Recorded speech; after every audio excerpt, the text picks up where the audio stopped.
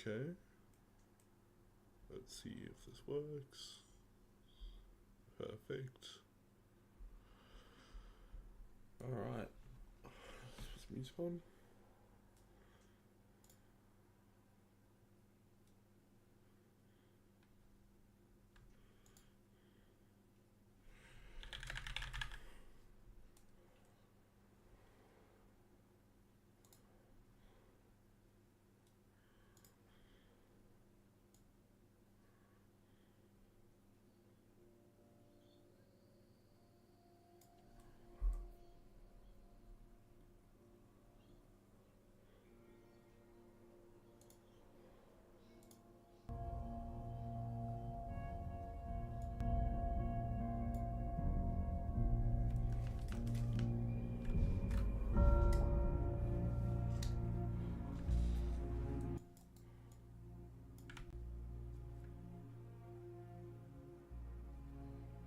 Excellent.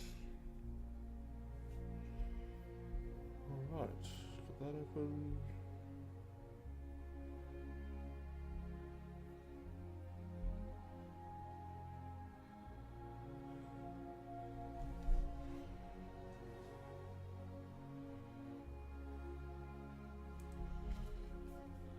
Let's see if that's working.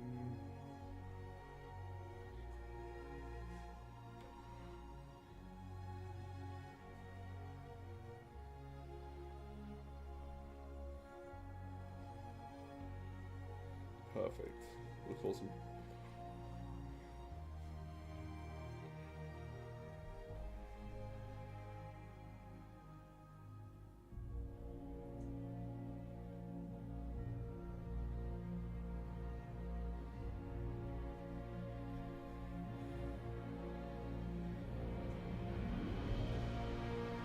Wait a little bit, let's get started. Let's move on a little bit.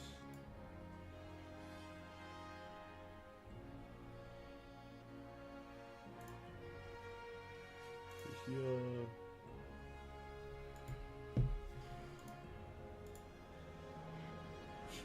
Text source.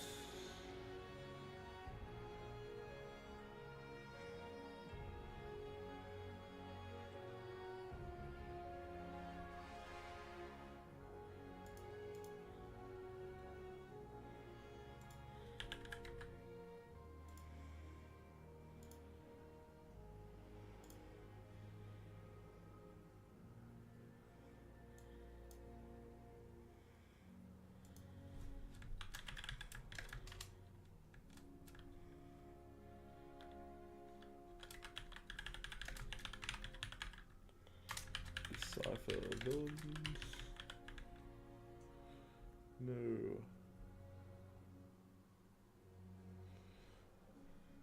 Villains and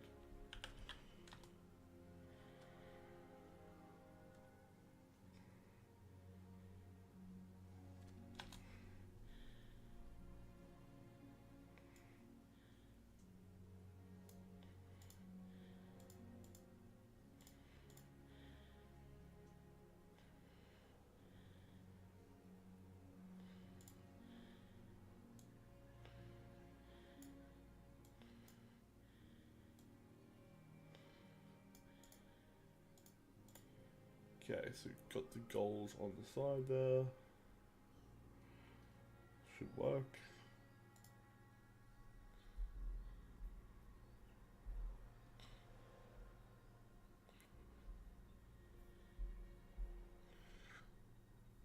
Okay. Alright, let's get started. That leaves the Batman.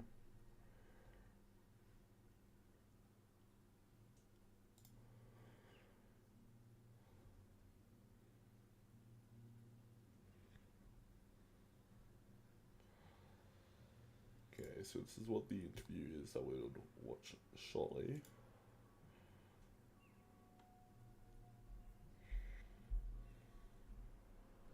Hello, so good to see you. This is my wife.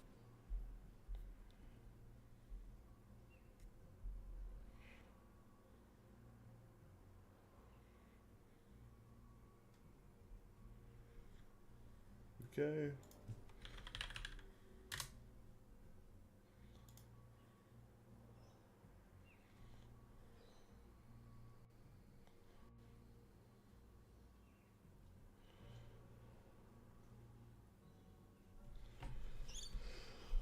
Okay, now what do we do here? Set up the timeline. So Batman, Epic Crime, Zanda timeline.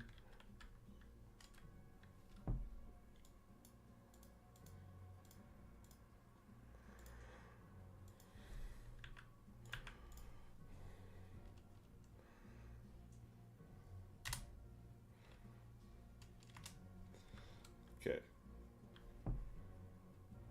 So Thursday,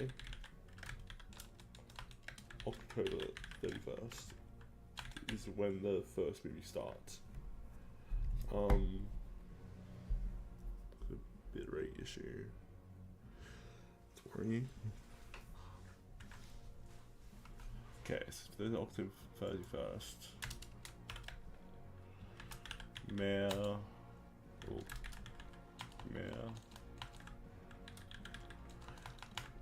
is killed by Edward Nashton. That's what his name is. Edward Nigma, Paul Dano.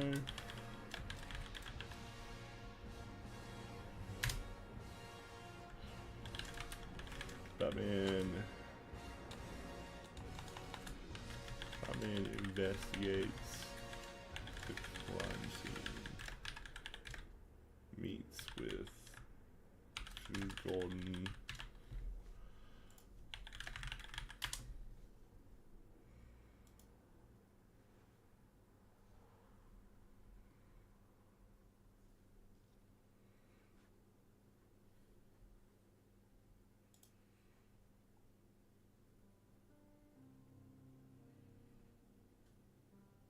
Okay, it's not Kenzie who's there, Pete Savage is there though. So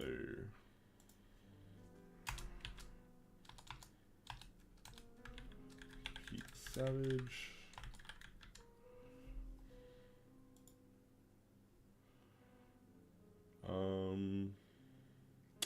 Bok is not there. See what I can do here. Add something in the chat.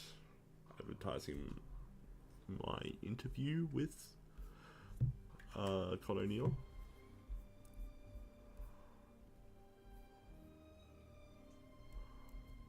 There.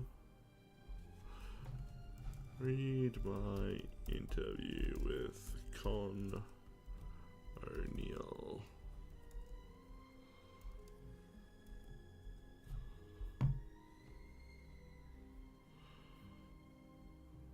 That's pinned in chat.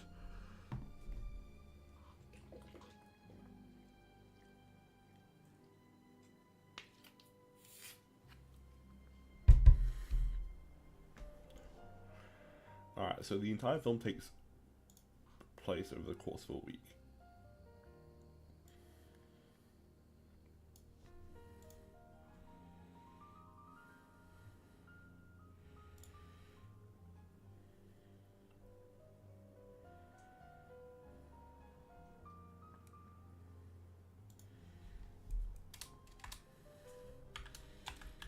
Friday, November the 1st.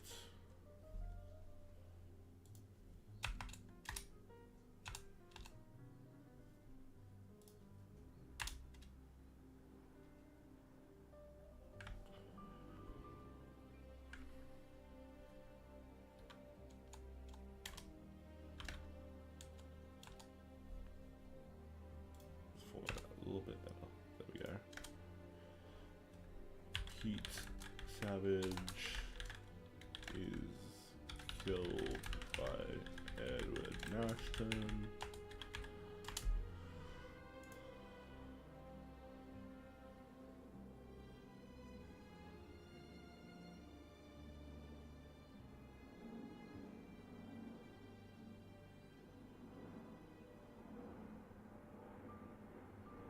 I believe Annika also disappears this night.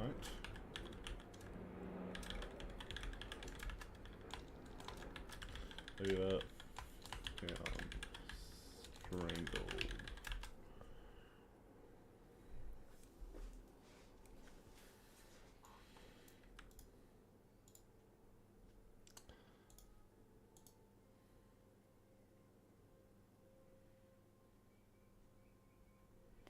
The next day, I believe, is the funeral. Saturday, November 2nd.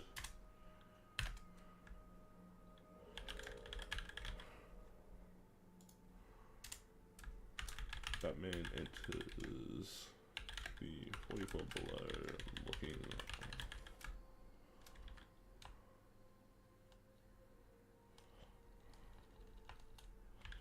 Meets Selena, who enters the 44 below, and meets Gil Coulson.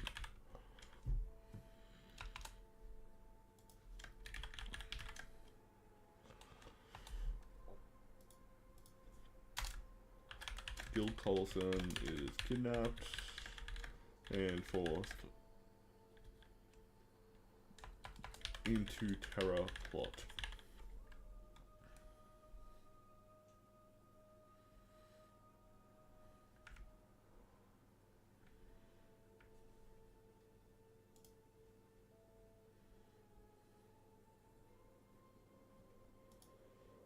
Alright, funeral occurs.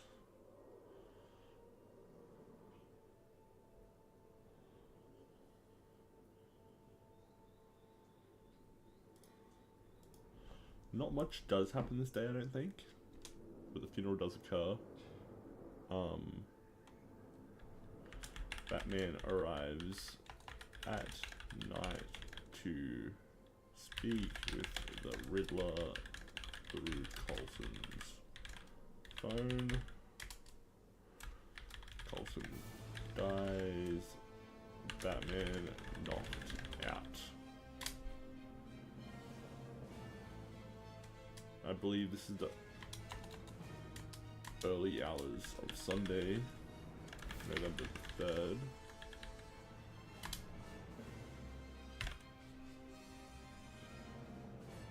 Batman arrested.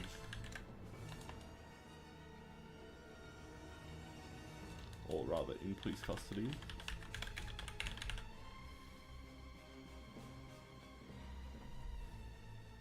Where he knocks out Coulson. Not Coulson. Mackenzie Bach.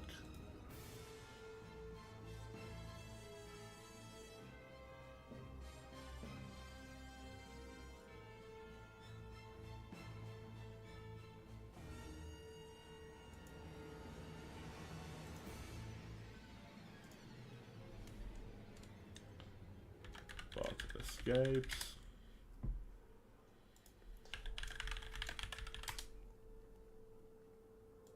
Probably a better.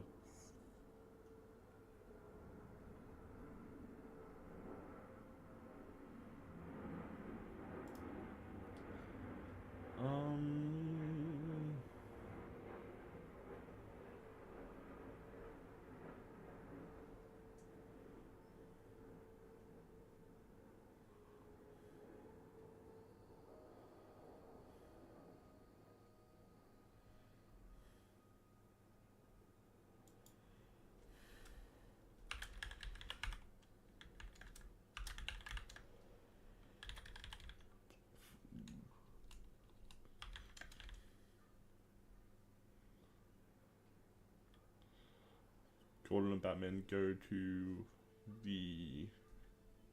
drug deal where car chase occurs between him and the Penguin, between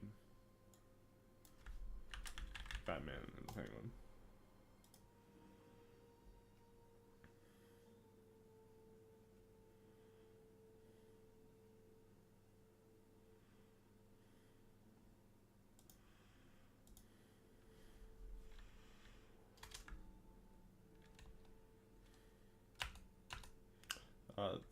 Penguin is caught here. Analytics. Yeah, the Penguin is caught here.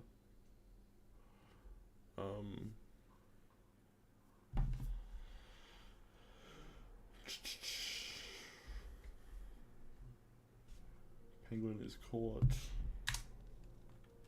Go to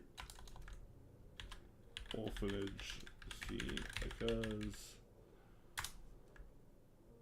Wayne Tower is bombed by Riddler, leaving Alfred in critical condition. No clue how he survived that really, but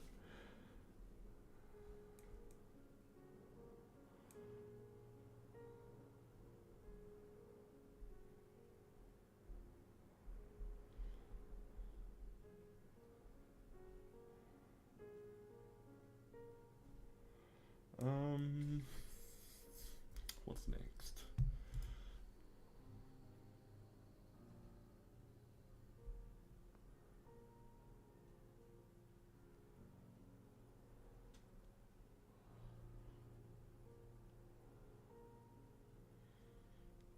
Okay, so I believe this is the next day with Bruce.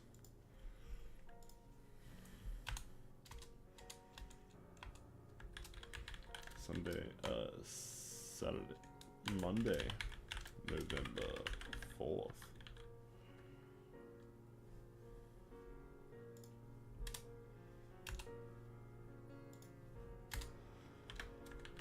Bruce visits Alfred. Bruce visits Falcone. Confronts him.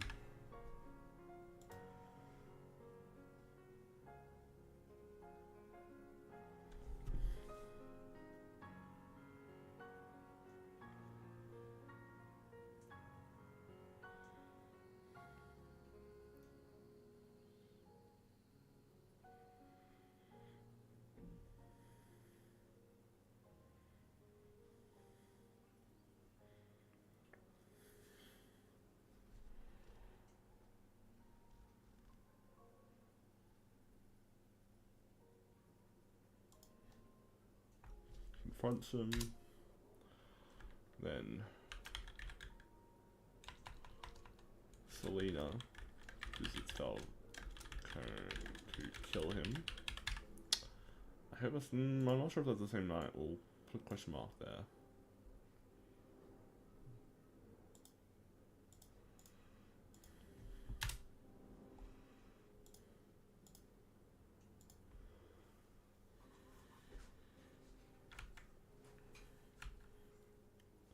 Selena visits Falcone to kill him. Then Bruce visits Falcone as Batman to stop Selena and arrest Falcone, who is later shot by Riddler. Riddler is arrested. Batman interrogates.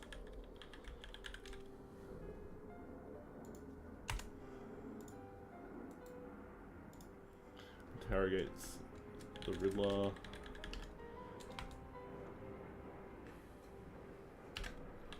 Finding out about his plan and the city's walls explode, letting water in. Let it flooding.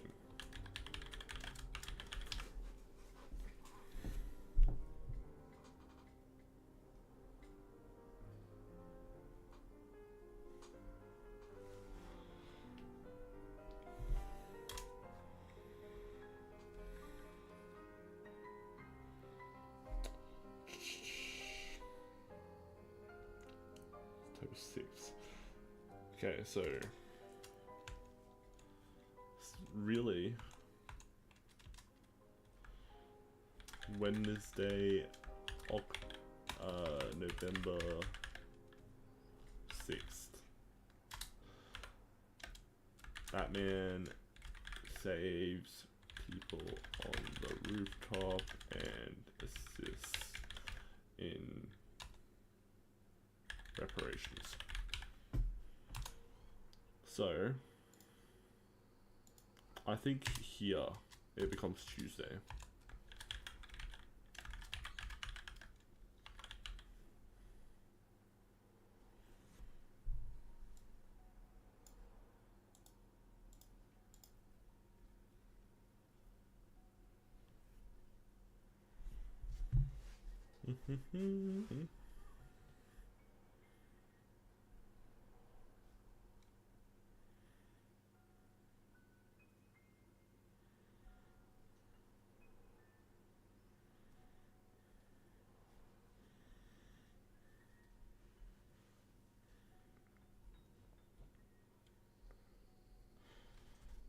All right.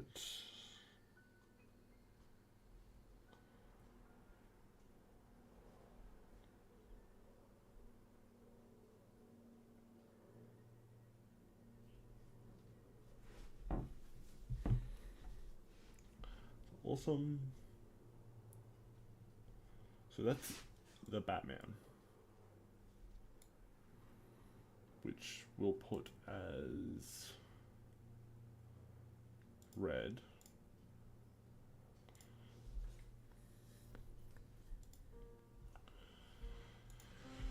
How long after the Batman is the Penguin set?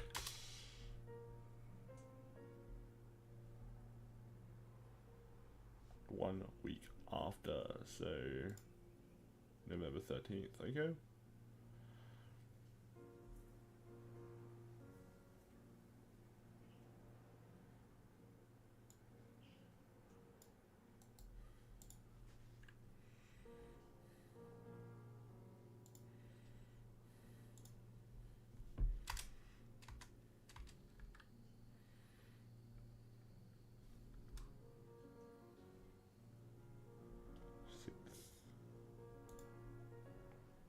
So if we go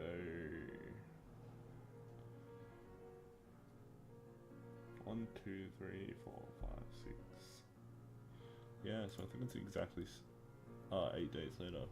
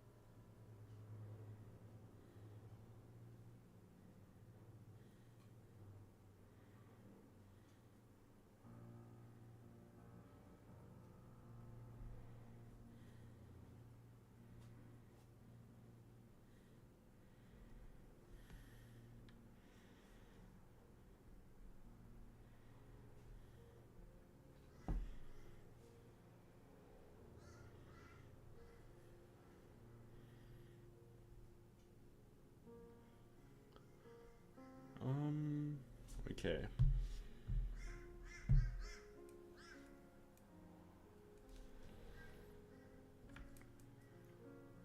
Let's turn this music up.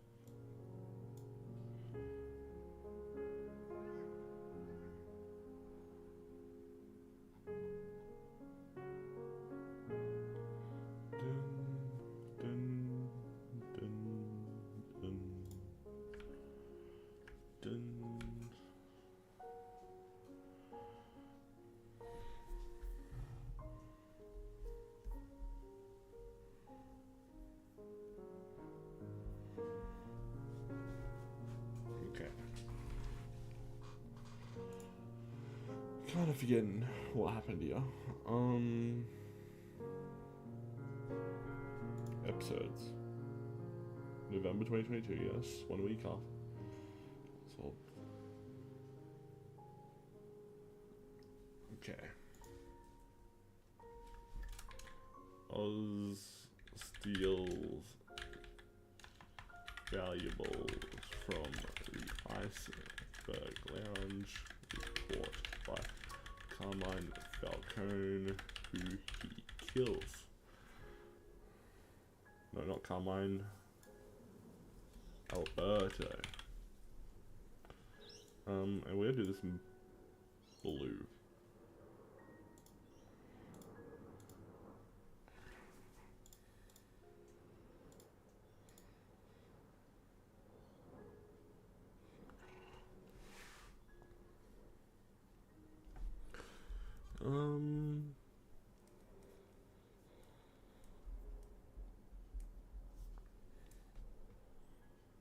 He kills.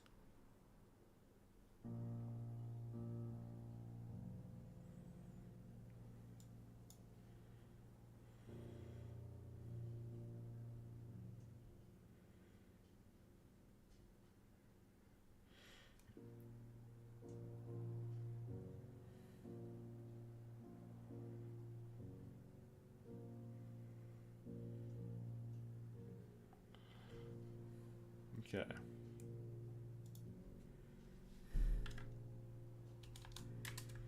Oz meets Gubecka.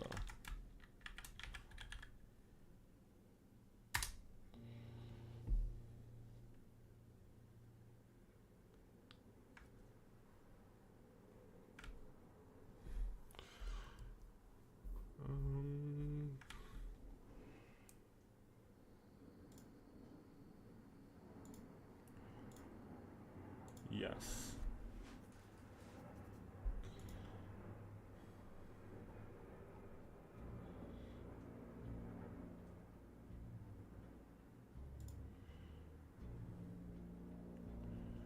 We'll fill in the gaps with Rilliam 1, which I haven't read yet, but I do own. And I guess the prequel novel, which I also own, but have not read. So we'll go synopsis, and then we'll go for a plot.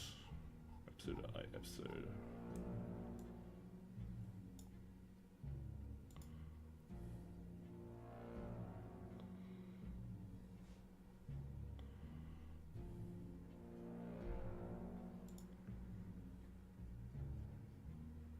Alright, plot's not on here.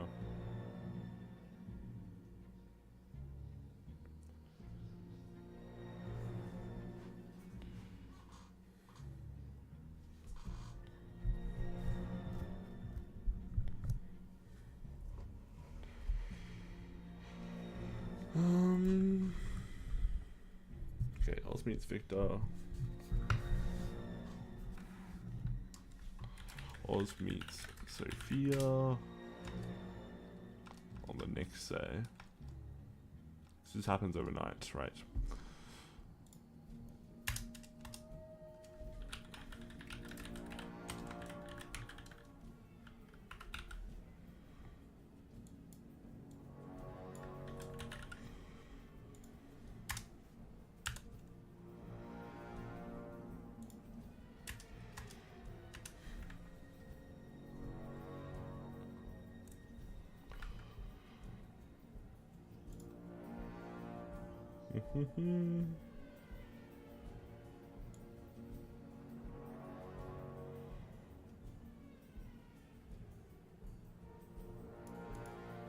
Okay, so if he visits, I don't think he'd visit them the same day. Oh,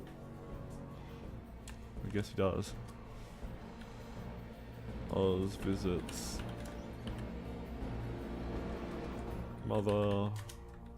Oz visits Maroni at Black Gate.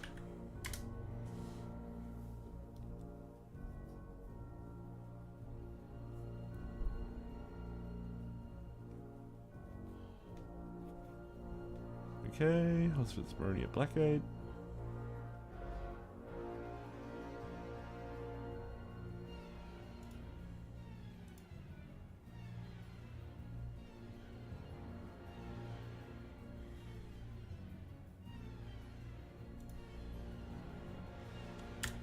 I'm sure this is the next day, right?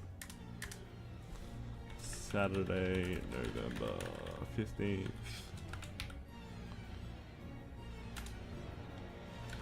Oz is captured and tortured by Sophia as Vic drives Alberto's body into the mansion, into the Falcone estate.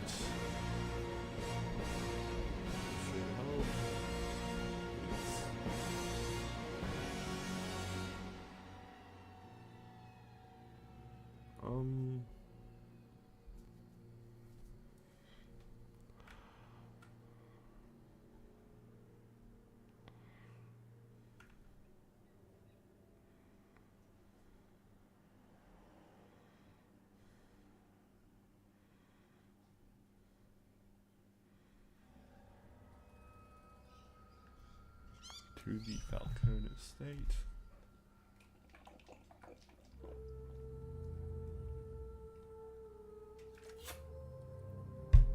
Alright, that's water.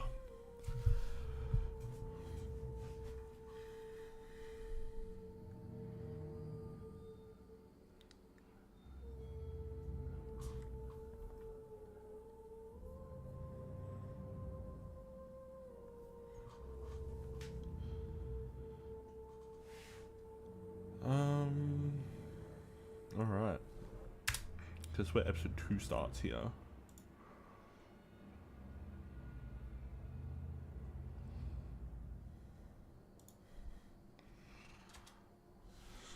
Some time later. For all purposes, I'm gonna say this is about a week. Or we can Google it. When does episode 2 of The Penguin take place?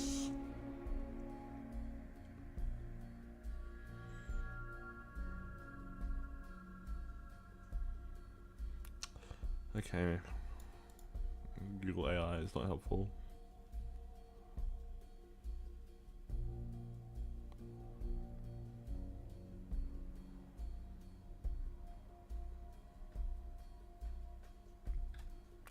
Let's see if I have it in my article.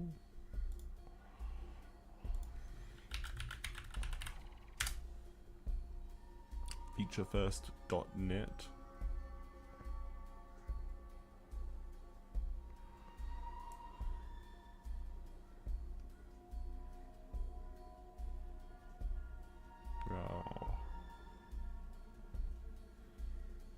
Scroll a bit.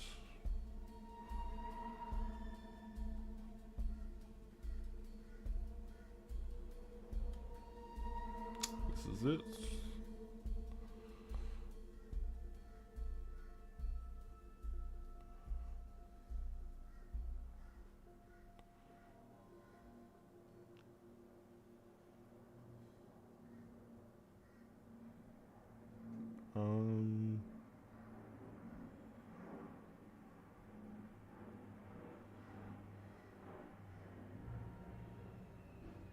No. Upsetting.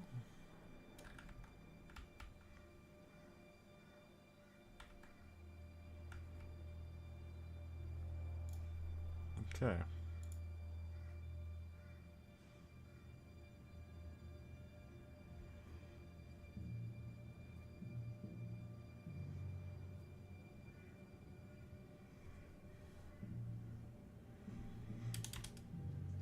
I'm just gonna say it's Sunday.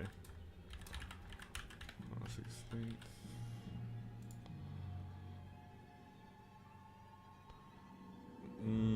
Actually, I got an idea.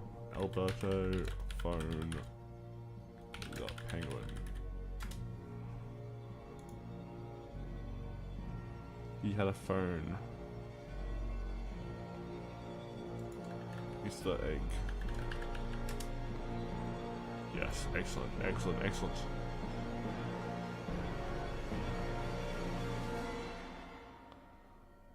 $12, $13,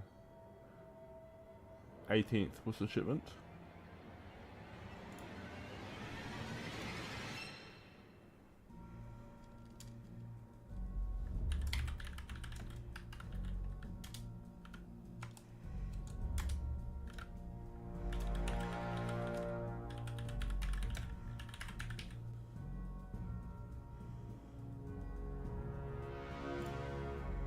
let's try and fix this bit rate.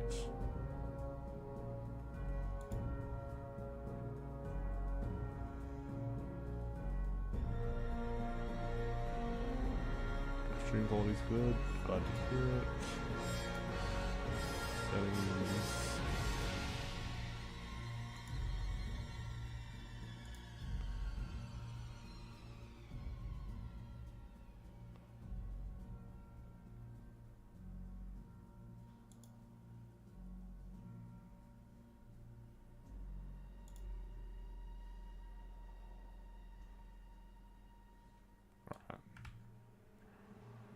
Alberto's shipment arrives.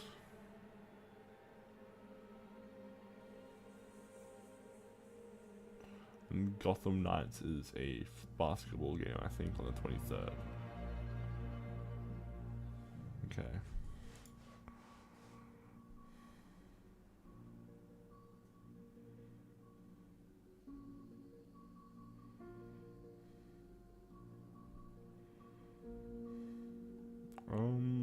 What are we looking for here?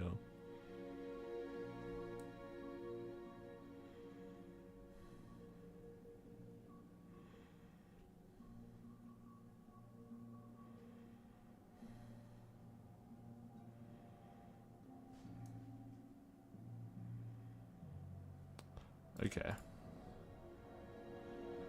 So the shipment is on that day. So Monday 17th, Tuesday, November 18th.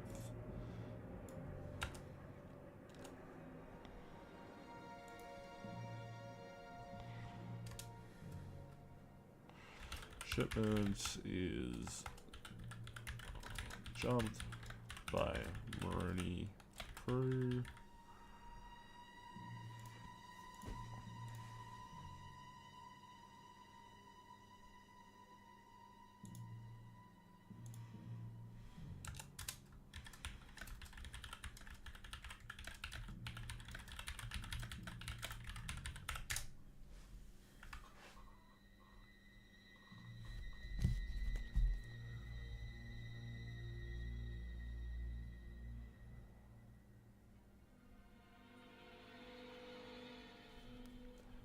Excellent.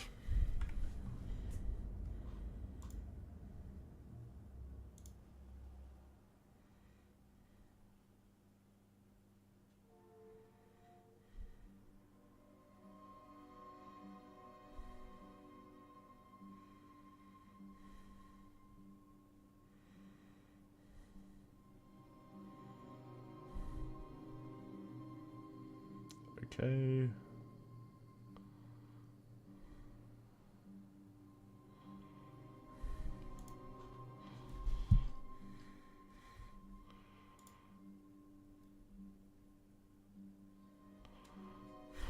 I'm gonna have to rewatch this. How long was Sophia in prison?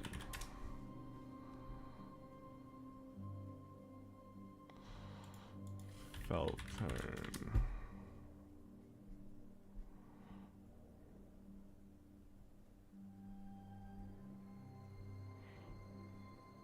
Ten years.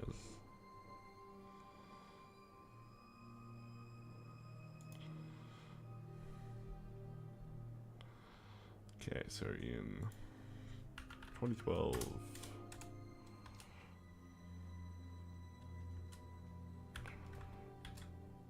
Sophia Falcone is framed for the Hangman killing.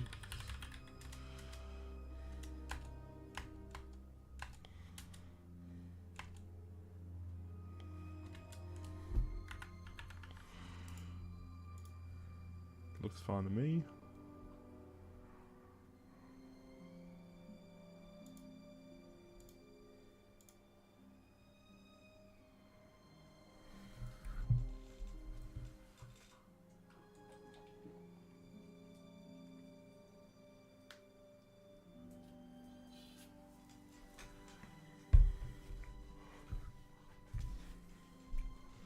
Excellent.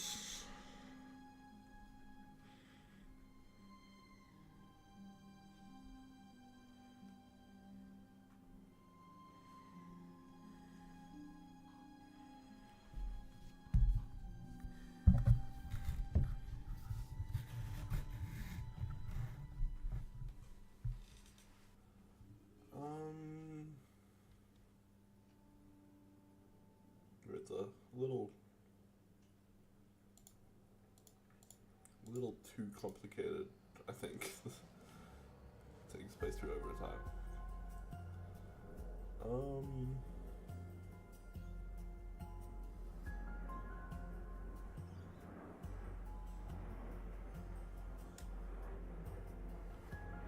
Okay, and then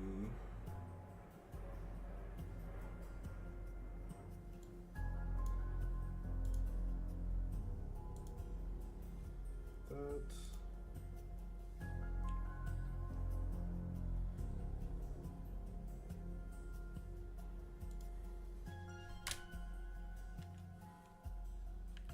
In the future here, Sophia kills the Falcone Syndicate and takes charge.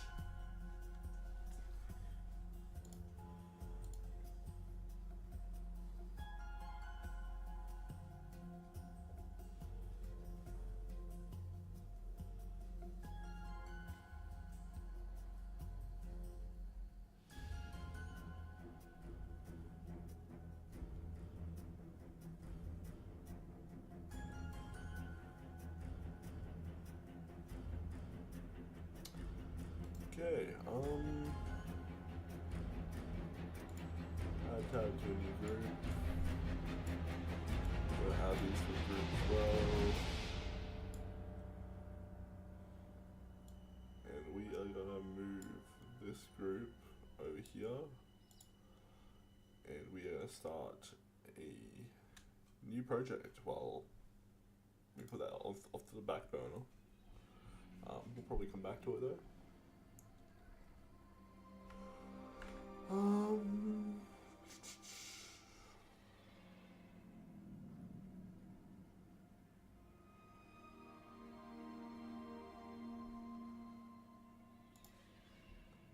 Okay. Whoa, that was loud. A subscriber, sick.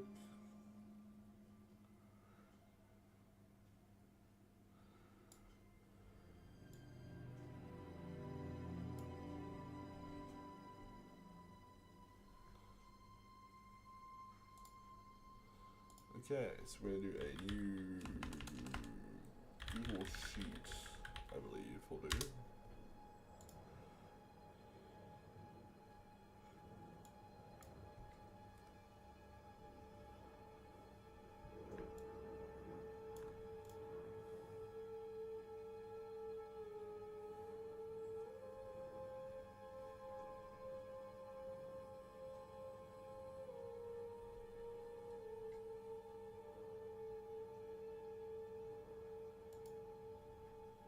Okay, so we're gonna do over here.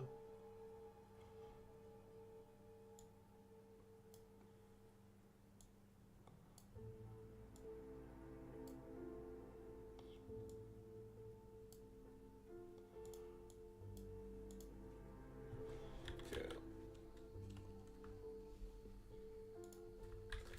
Done in animation. Done in live action. Done.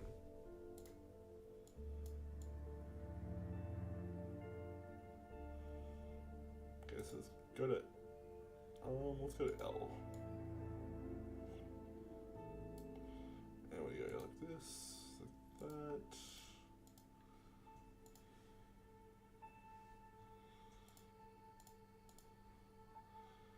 Okay, so let's go through the list.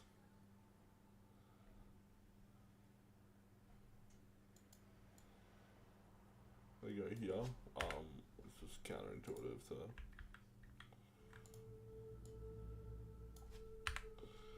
And where is the formatting button? This one.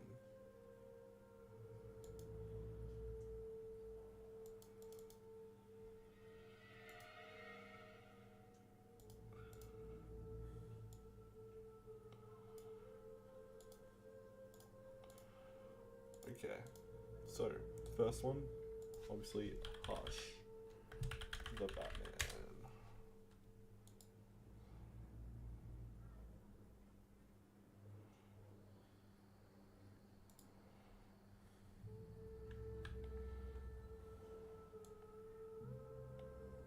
Hosh, obviously a good choice for a villain, I think. Very similar to the Riddler, so that's how you know it'd be done well. With that, I'm gonna go U center.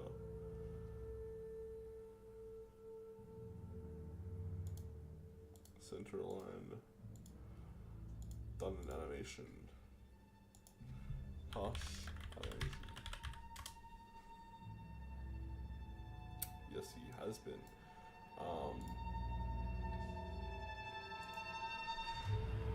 But the reason I say this is because Hush is a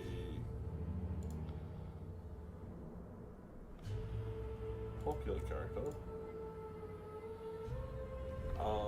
Popular enough. I've got a few ideas. I'm going to get into them shortly about characters that aren't as popular.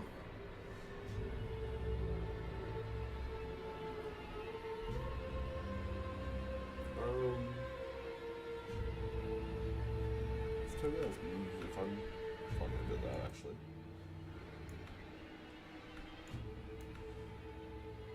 Moving into the gill. Okay,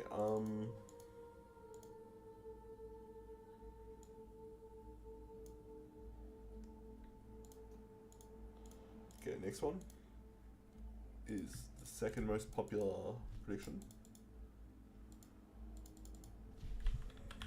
Court of Owls.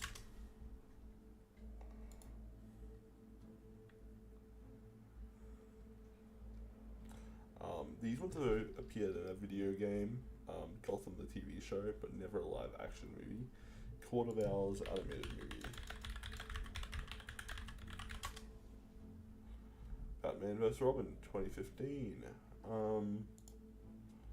So this is what I mean. You wanna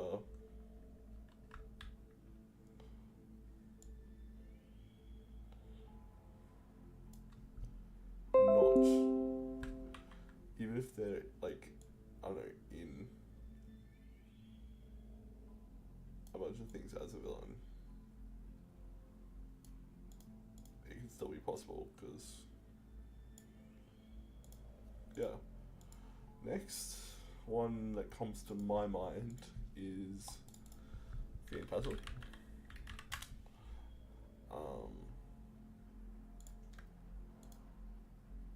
Phantasm obviously is very popular for Mask of the Phantasm, but they're not a comic character, I don't think, or they were created afterwards.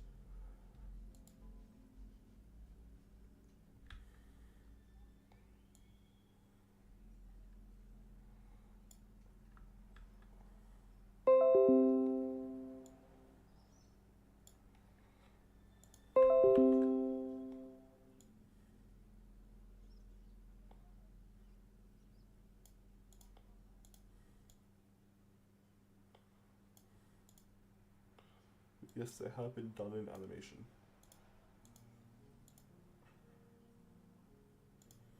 Here is one I am kind of interested in. Because it fits the serial killer thing. They've got a unique style. The inspiration for Phantasm. So, wait, yeah, it's Phantasm.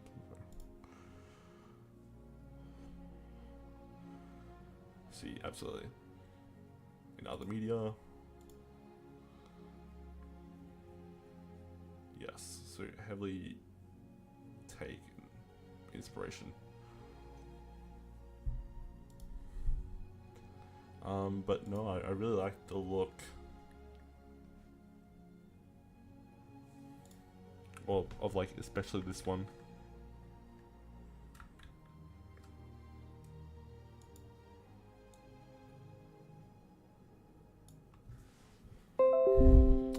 But no, it has not been in an animated movie, technically.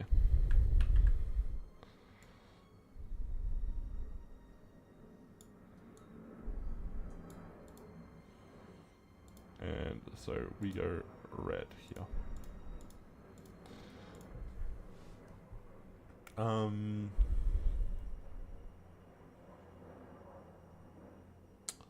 I guess we go back and watch the clip now.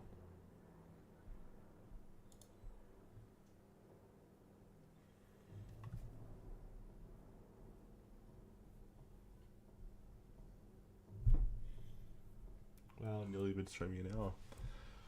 Oh. Okay, so this is from Josh Horowitz, who works for MTV and Happy Sad Confused podcast. Very good. Highly recommend to check them out. He always gets a bunch of good interviews and is a very respectful interviewer, which is just great. So we're going to get into this. I believe this is at the Emmys where this was recorded. Yes, and he talks to Matt Reeves about the Batman Penguin, the Batman Part 2. There's also some other news about the film and the franchise I'm going to get into a little bit later. But for now, we'll go through the official stuff. Hi, so good to see you. Okay, pause the music. Hi, how are you, Josh? Pleasure. Come on in, Matt. Have a seat. We have a lot to catch up on. We have a lot to talk about. We do? I gotta go. Penguin, the new script. Come on, man. Congratulations on everything. We talked before, obviously, about this show. A lot of big swings in this show. What felt like the biggest swing that you're gratified, resonated with viewers? I don't know. I think to be able to do this deep a dive into, one of the things that Lauren, when she came in and she pitched, when we got the show up and running, we sold it to HBO and got Casey and Sarah Aubrey really excited about doing it. We went on the search for what it would be, and I had this idea about this sort of rise to power and what that would be, because obviously it was about how that might lead into a film and how all of this architecture works. And obviously the idea that was exciting was to dig into really, really personal things, because the one thing in a Batman movie that you have no time to do, in what we were trying to do, which are so Batman point of view, Bruce point of view stories, is they don't give you the chance to dig in the same way to the Rogues Gallery. And so that was what was really exciting. And then when Lauren came in and pitched what she wanted to do with his mother, with Dee Dee, and all of that, and then obviously what she wanted to do with Sophia, with Kristen, that was really exciting to see, okay, that's kind of a big swing, because it's a very disturbing, emotional show, and obviously where it goes, for those people who won't see it, I won't spoil it, hopefully. Anyway, but in any case, I would say just the direction that the show ended up going, it's super exciting that people responded to it, that people were like, yeah, you want to. I think for me what's exciting is the idea of trying to do something that's beloved in a way, like these characters, the DC world, but then try to do them in a way that you haven't seen. And so we tried to do that with the movie. It's what we wanted to do with the show, and I do believe that it's really what we were able to do. And the fact that people responded to that was, it's what you dream of, but you have no idea if that's going to happen. So it's been very exciting. Congratulations on the scripts coming in. Look, I mean, everything that James has been saying, Colin's been saying, everybody's very pleased and excited about what you've delivered. We knew you would. Talk to me a little bit about figuring out your villain for this one. I know you're not going to tell me who it is. Yeah, sure. But like, how did you find your way into deciding who in that Rogues Gallery you're going to center this one on? Well, it's funny because I had a lot of ideas, and then Mattson Tomlin, my writing partner, we began the process of this by doing another deep dive into the comics. Okay, so they're from the comics. Exploring the ideas that I had had. He gave me some ideas that he had had, and we sat together and we watched a lot of movies, honestly, and not all movies that are from the realm of Gotham, just to explore where this story, because I knew that the way the movie ended, it was leaving us on the precipice, and also the way that events sort of happened within the show, that there is an exploration to be had, and one of the explorations for me was to do something that pushes even further into the character of Bruce Wayne, because the first story is so much about the Batman, and so I always wanted in the movies to make sure that, let's say we get to make 3, I have no idea, but if we get to make 3, I always wanted the movies to be focused on his character, to never, a lot of the other films, which I love, when you get overwhelmed by. Well, once you get past the origin tale, which we didn't quite do, but we did something that referred to his origins, then you start telling the Rogues Gallery story, and that character's sort of arc. And I never wanted to lose Rob at the center of these stories, and so that is really what we set our aim on. And so picking the right villain that digs into what that does, that sort of goes into his past and his life, that was what drove that sort of discussion, and I won't tell you where we ended up, but we're super excited about it. And I will say, it's never really been done in a movie before, so we're excited, yeah. So when we talked a couple years ago, after Batman came out, I asked you about Robin. Yeah. I know you're not going to say it, but you must have explored it at least and really dug in whether that could work in this film. Oh, sure. I mean, you talk about everything. I mean, there's probably not any character that we didn't talk about. What could this be? What could that be? Okay, so we'll watch the rest of this in a moment. But as you notice, he said whether they've been done. He dived into the comics to look for characters,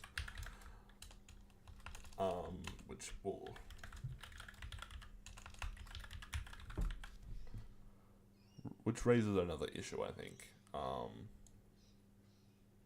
some of these.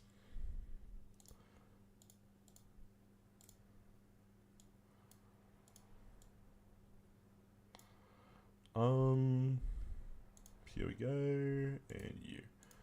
Okay, so in the comics, Hush is in the comics, Court of Owls are in the comics, Reaper is in the comics, and then the Phantasm is not in the comics.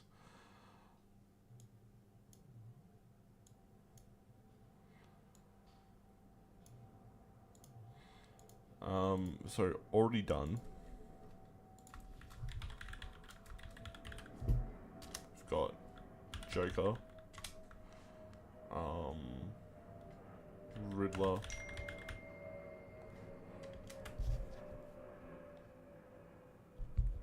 and the Hangman / Holiday Killer.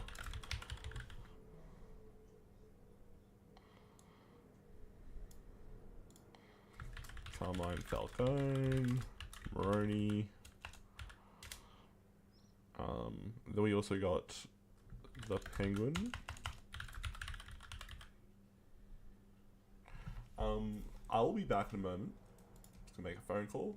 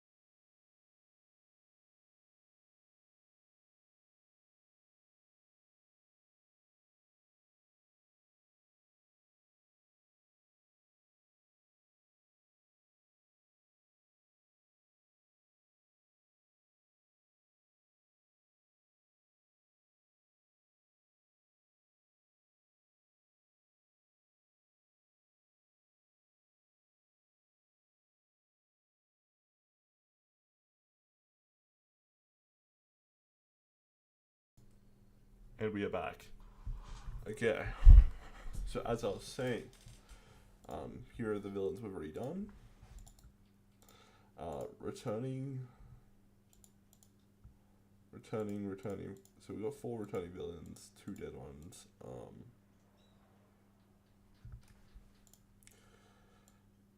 The other big one that people have said is Freeze.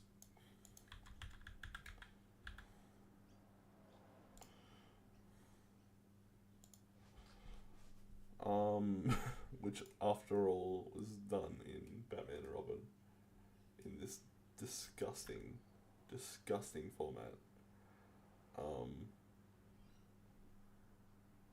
But yeah, he's interesting in that. Where is a good looking comic Freeze?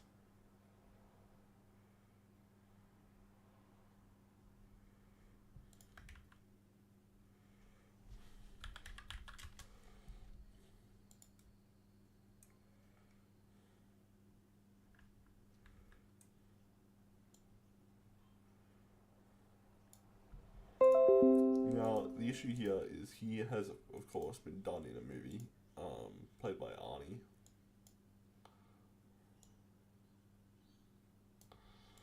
So we'll go done in a theatrical film. Because when I heard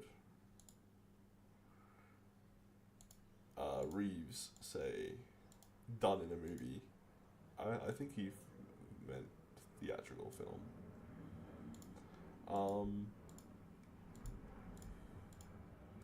But none of these have been in theatrical films.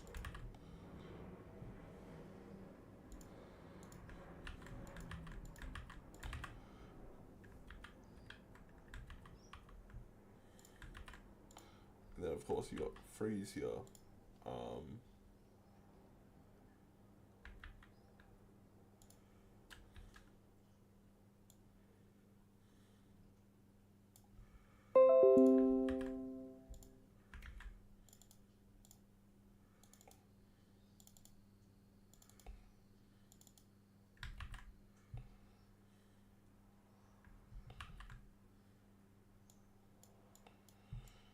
No.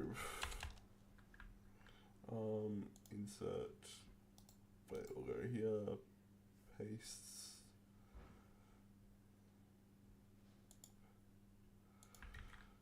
Follow me, copy and paste now. Copy image. Paste. Paste. Paste.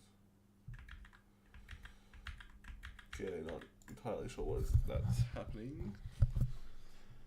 Let's try this one. Nope.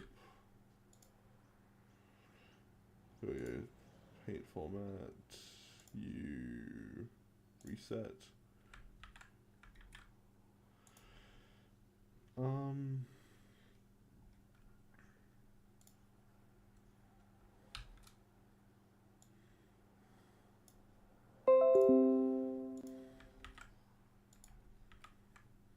Okay, perfect.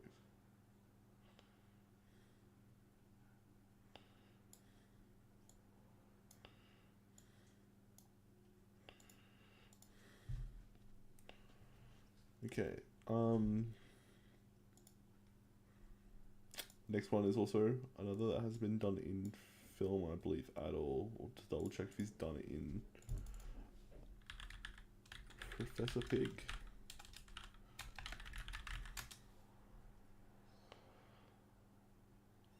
Excellent villain.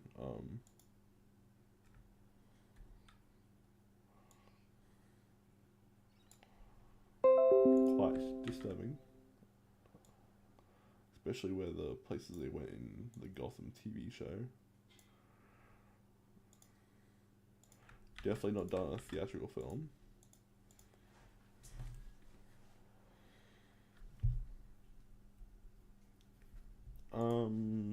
So we got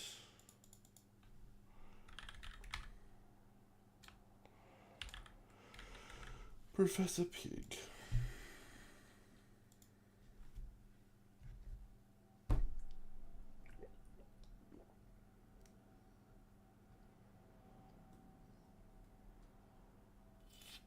production in film. Harley Quinn episode.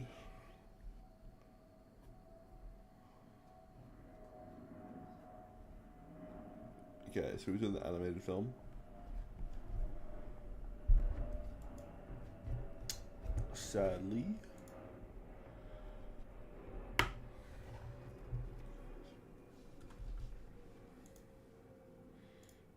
Control C. Okay, so that puts them in the same boat as The Court of the Owls and Hush. It's pretty popular, but not in a theatrical film yet. Okay, so next on our list is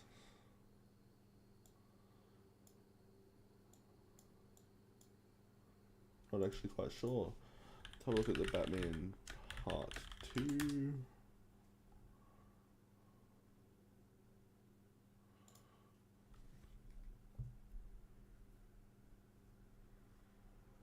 Let's have a look at Variety's article. Now, Variety is a trade publication. Wouldn't take everything they say at face value, but it's very reliable as it's an industry source. Again, the same source as the video we just watched.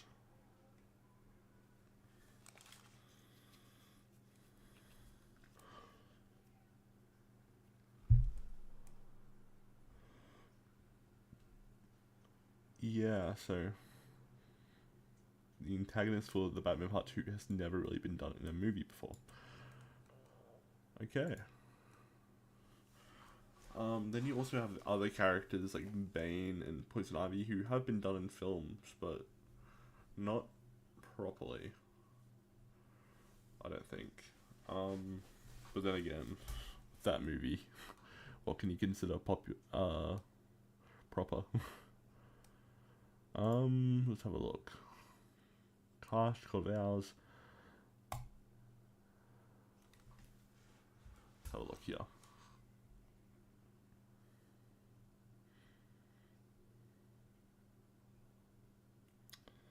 Hush. Court of Owls. Hugo Strange. Okay, let's work on him. So, Hugo Strange is another pretty cool character. Was done in Gotham here. Some animated stuff, definitely. But yes, he's a pretty insane character.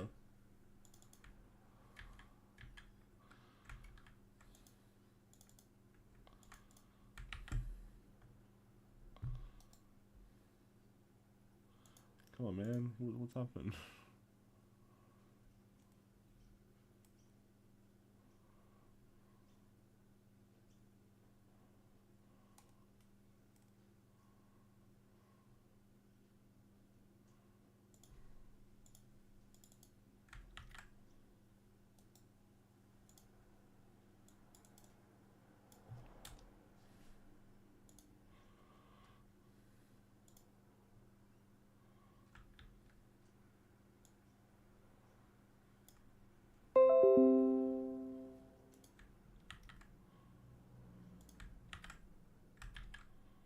Is done in those two, yes.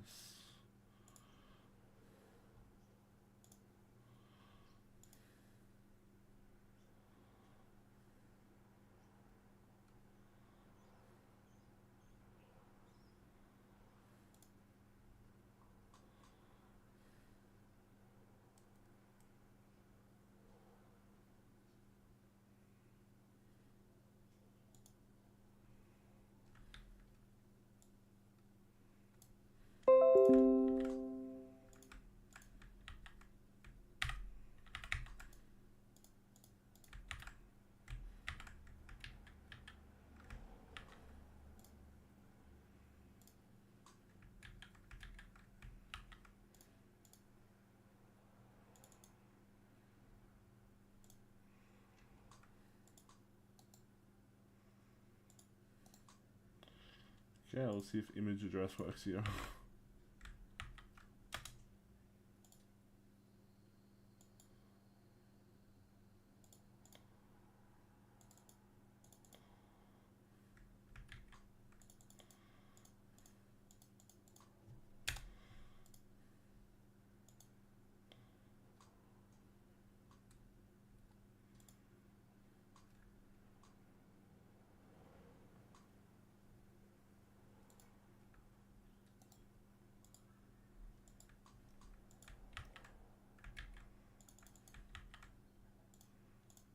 Yeah, it's not gonna work, so let's just type it in. Yeah, strange.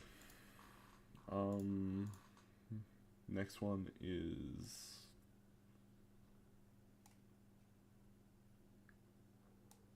Red Hood. This one I find extremely unlikely though.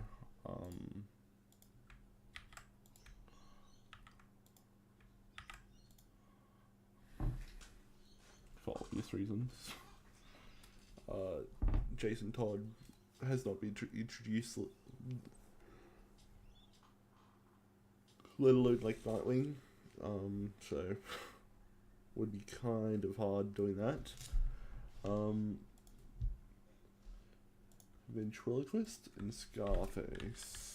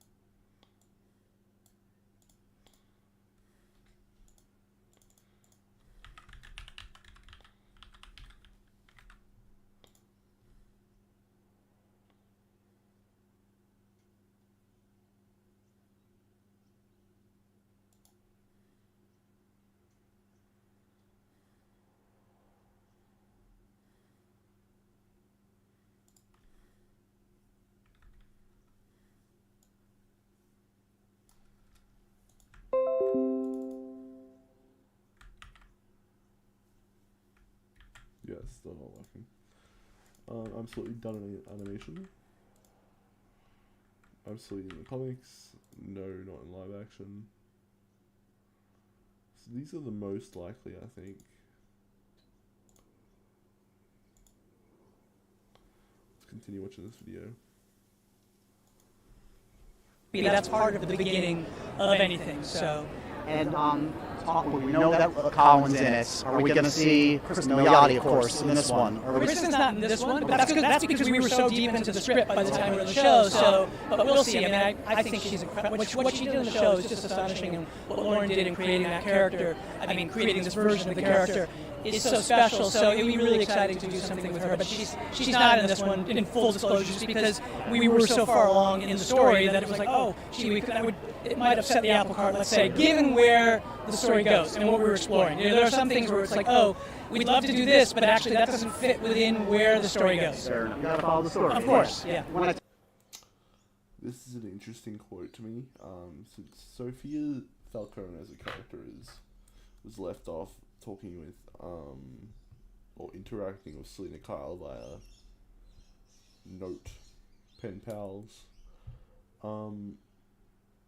But I think with him, with Batman, that and Sophia wouldn't necessarily like cross each other's paths normally, but the way he's worded it, I feel like it is leaning towards Court of Owls or Hush uncovering Court of Owls, and something like that happened, but not certain.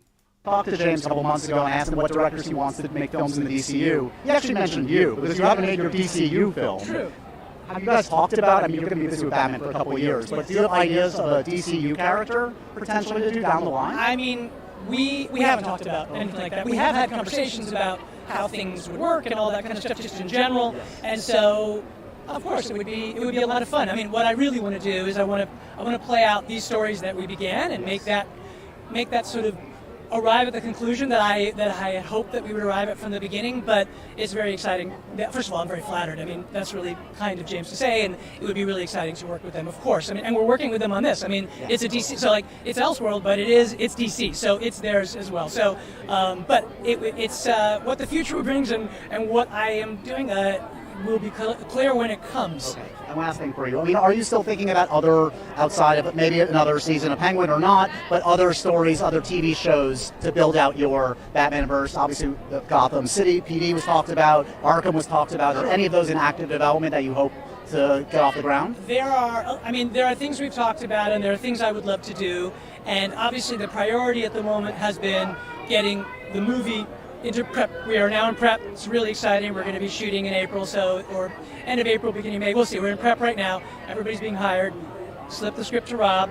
Had a conversation with him about it, which is very exciting. Yeah. So that is really what the priority's been. But from the beginning, I said that there were certain characters and certain things I wanted to do, and so I'm hoping now that that's in, those conversations will begin again in earnest. But obviously the other focus is that we're exploring with Lauren the idea, is there a story for another season? It wasn't the intention, but what came to life in it is such a special thing that if we can find something that we think is truly a story that's better than the first and we're telling, then we know that Colin would be up for that. But short of that, he's not going to be up for it. None of us are going to be up for it. Lauren won't be up for it. We won't be up for it. So the answer is we'd love to do more things, but they have to be things that, first of all, fit within whatever. Obviously, I'm not in control of all the business plans of DC, but I have things that I would love to do. I'll put it to you that way. I trust in your judgment, Matt. Congratulations on the show. Excited for Batman Part 2. The conversation continues. Thanks, buddy. Thanks so much. Appreciate you always. Thanks, Matt. Yeah, Thank you.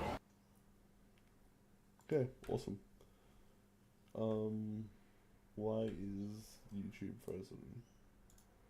Okay, there we go. Okay, so these are absolutely the most obvious ones. Scarecrow has also been done in this universe, I forget.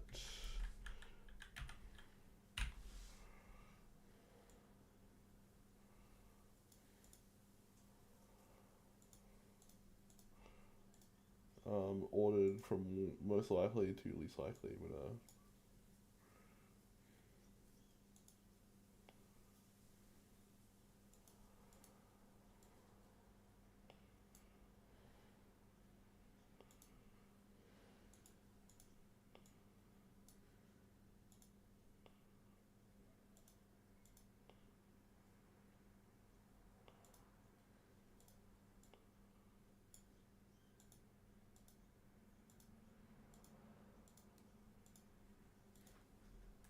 So I'm going to go 1, 2,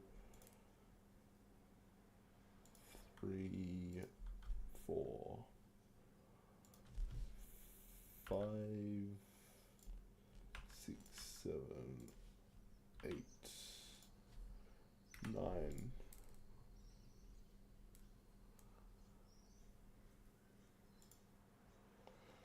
Yeah, I'm not actually certain what's happening here.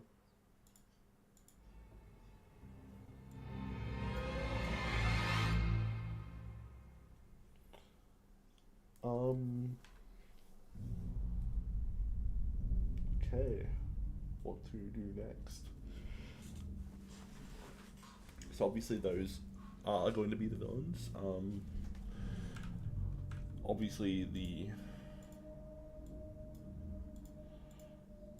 Batman is a story about Batman Part 2 is a story about unveiling the deeper corruption within the city.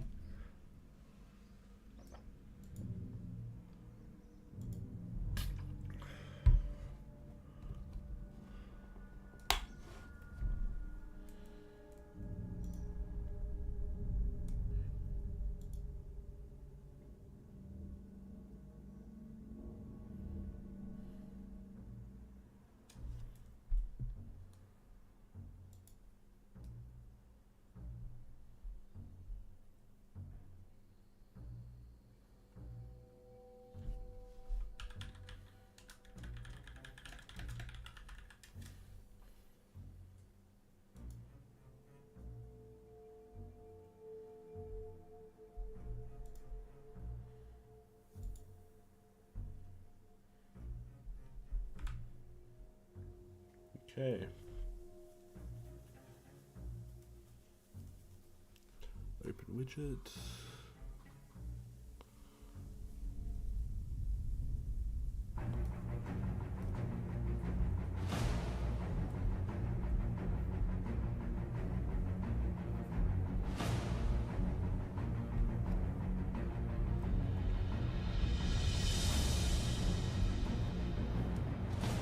Okay. On to the next bit, I guess, is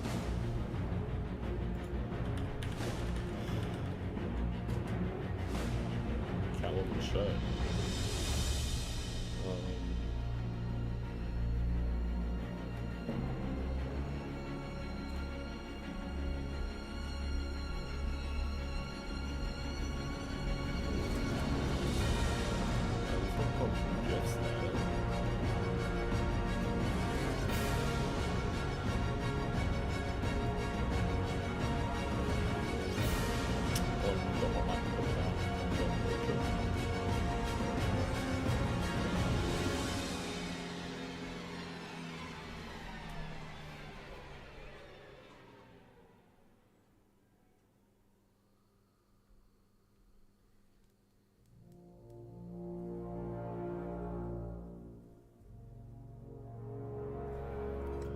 Yeah, so this Batman character's spin-off series could happen after Penguin. The story is by Anubhav Chaudhary for superherohype.com. Credits them for the article. A new report has sparked speculation about a Catwoman series set between the Batman Part 2 and a possible third film. The project would focus on Selina Kyle's story during the timeline between Matt Reeves' sequels, though no official confirmation exists. Rumour suggests a Catwoman series will happen between the Batman 2 and 3. On the Hot Mic podcast, industry reporter Jeff Snyder said, "I'm told that there's going to be a Catwoman series, basically between 2 and 3, if there's a third Batman movie." But that was always sort of the plan. And this is a video. I'm not going to go into it because they are quite long. The speculation links to the ending of The Penguin, where Sophia Falcone receives a letter from Selina Kyle. The moment hints at a possible future storyline for her character. The Penguin showrunner Lauren LaFranc explained the significance of the letter in the finale, telling the Wrap, "When she receives the letter from Selina Kyle, the fact that her entire arc in our show has been so much about how she doesn't feel a connection to her family, and how her family has betrayed her, and she has no one, but she feels all alone. At the end, we realize that she isn't completely alone, and the Catwoman is her sister. They are stepsisters by connection of Carmine Falcone." LaFranc continued, "She actually does have a family out there that she didn't know about, and maybe there could be some hope for a future connection."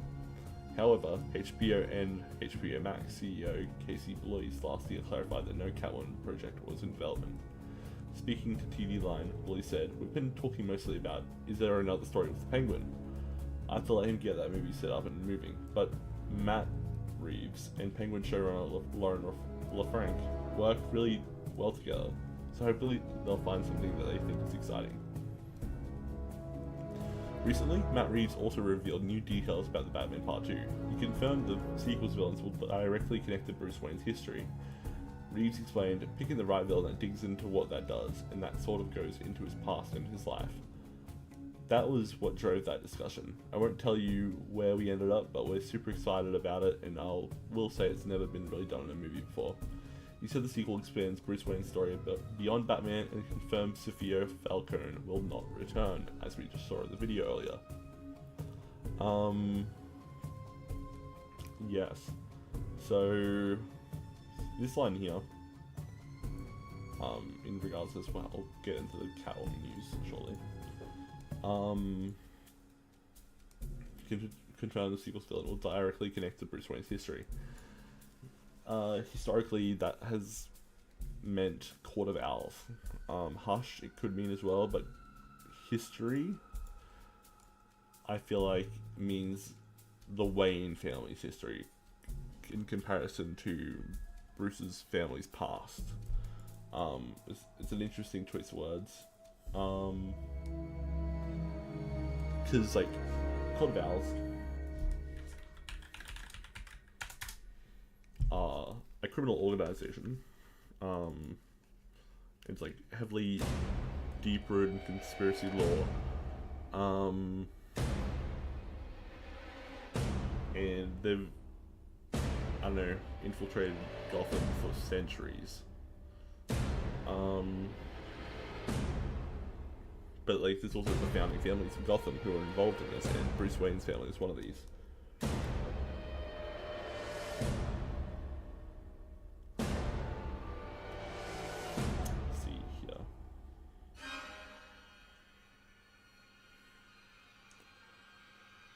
bunch of talons here.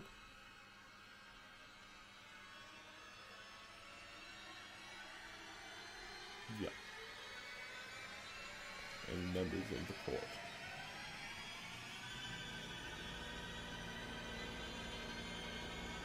Okay.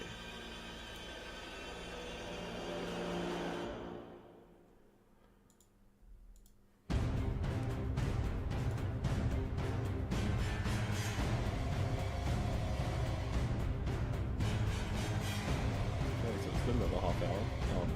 I'm going to be tired.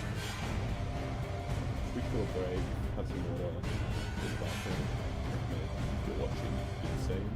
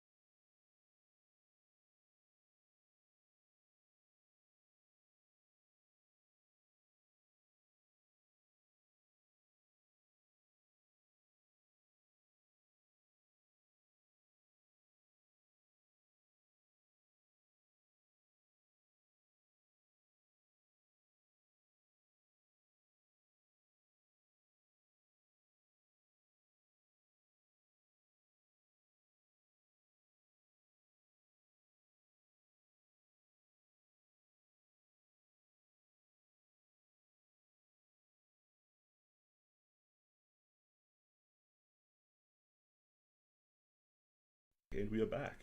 Okay. Let's put the music back on.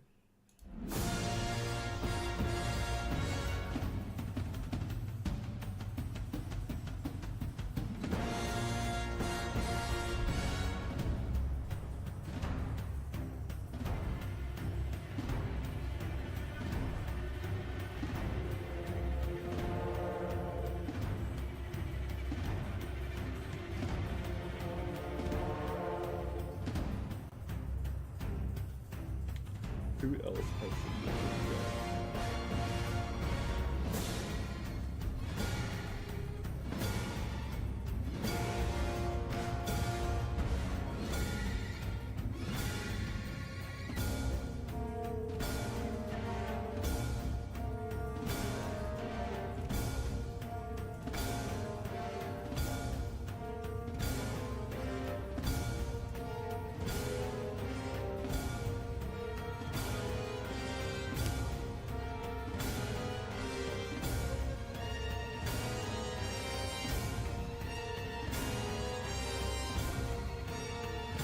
I can time you out.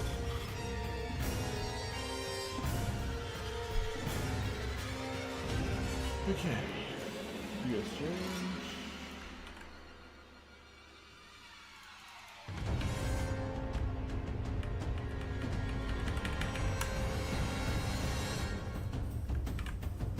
Hey y'all.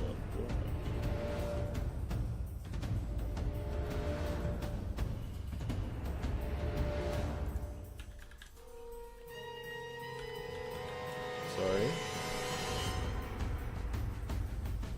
Oh, the fourth character.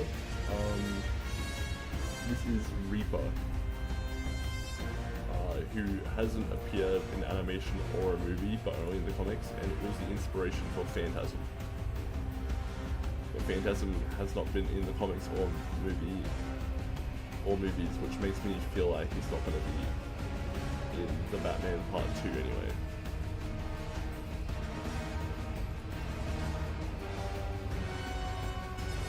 Yeah, it's like basically the same thing as Phantasm. Really a hook.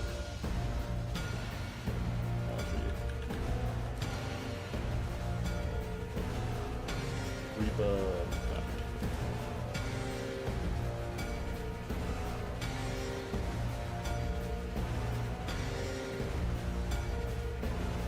It's like grade 1971.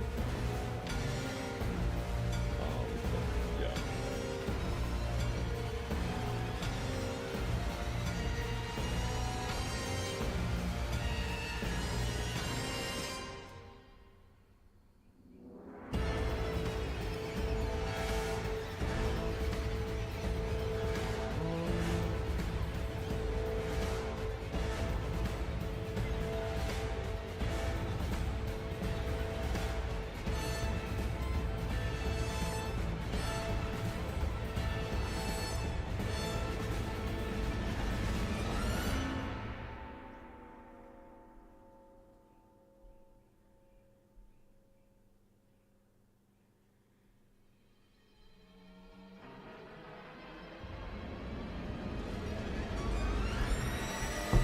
So Red Hood obviously is an interesting pick, I think.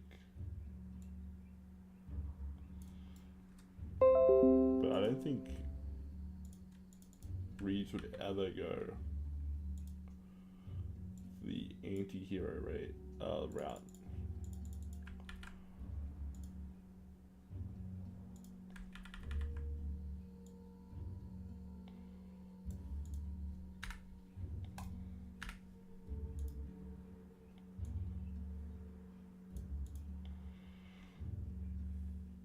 And this one.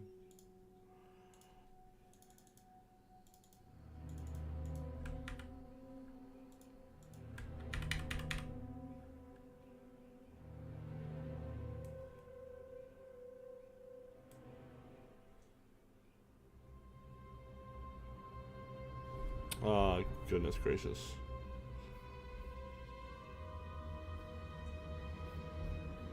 Stream health.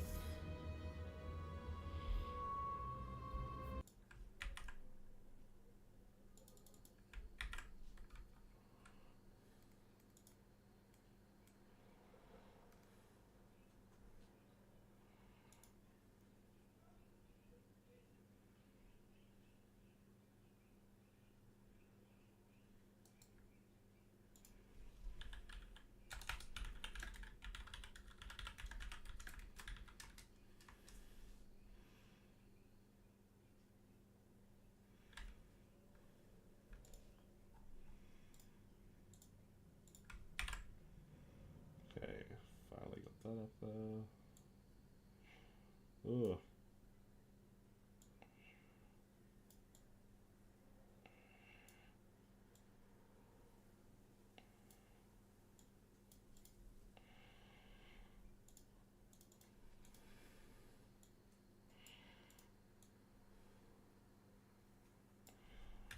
Okay, so here is my over under for these characters. We're going to do this, that, merge, something like that. Perfect. Now I think honestly 80% chance. 80% chance of them. I'm gonna go 30%. Reaper, 30% also. 30% for freeze. We'll go lower for freeze actually, I think. 25%. Professor Pig, 40% chance. Yeah, I think 35% chance. Hugo Strange is a 40% chance in my eyes. Red Hood is 15% chance. And then we'll go 30% chance for you as well. We'll go lower than 30 actually, I think. It's I don't know, it's hard because it's like a mafia criminal, but yeah.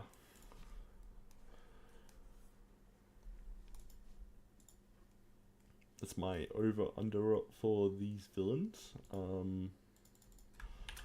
The Batman villain part 2 villains.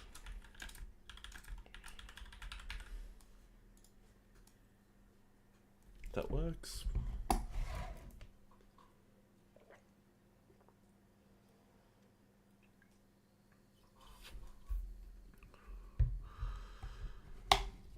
Okay.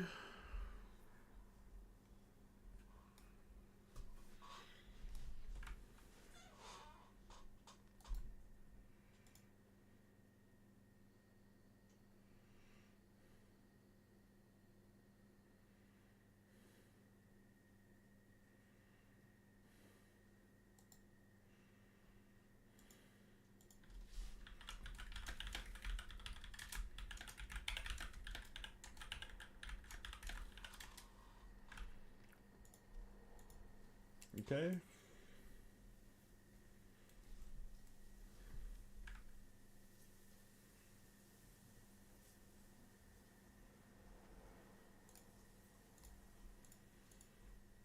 Batman Part 2 villain. Let's have a look at the other characters that could be villains in the Batman Part 2. Okay, so Harvey Dent is another good one, but he has been done in a movie.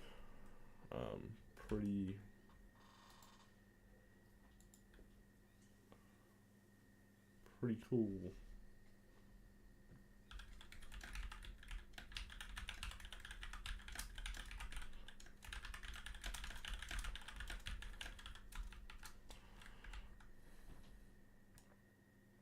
Clayface, not. Let's do Harvey Dent. I feel like there is missing a. I think he'll be in the movie. I don't think he'll be the villain though.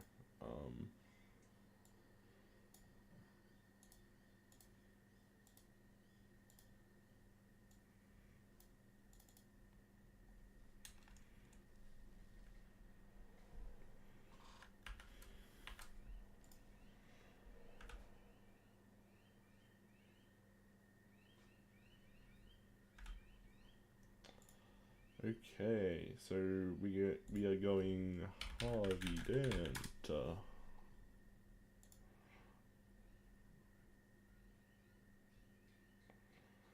He was just in Joker 2 as well. I forgot about that. Oh, and in Gotham Knights. How could one forget?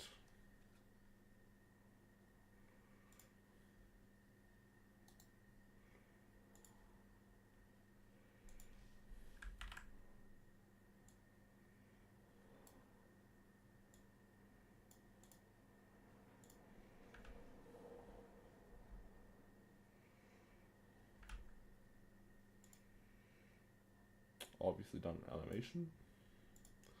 Obviously in the comics. And obviously in films before.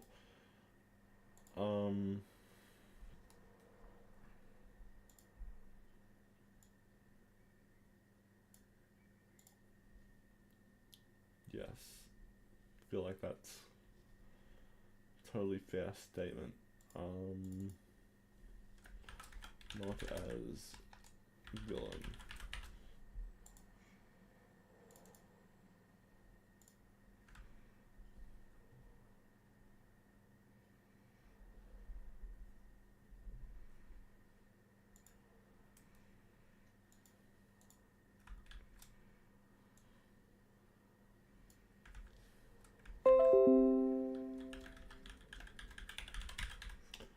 For more detailed breakdowns, please do stay tuned at the site.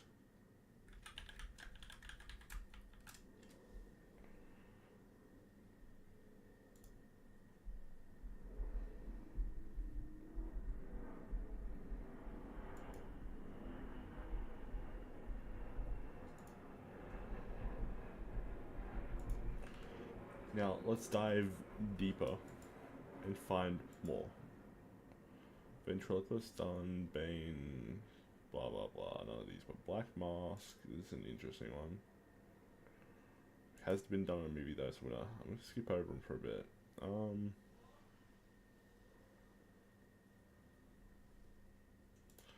Firefly, Brendan Fraser, Firefly, I forgot about that.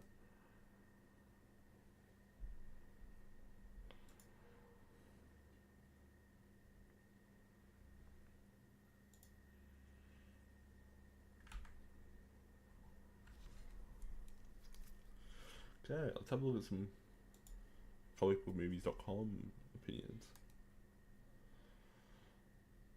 Okay. I think this is probably too obscure.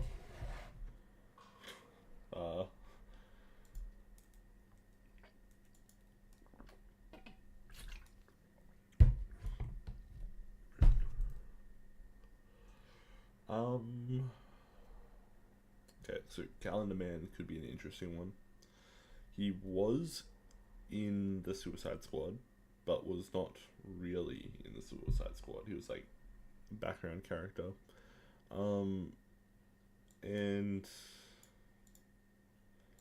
I don't know. I don't know how I feel about the actual concept of his character, given Riddler was like very centered around Halloween.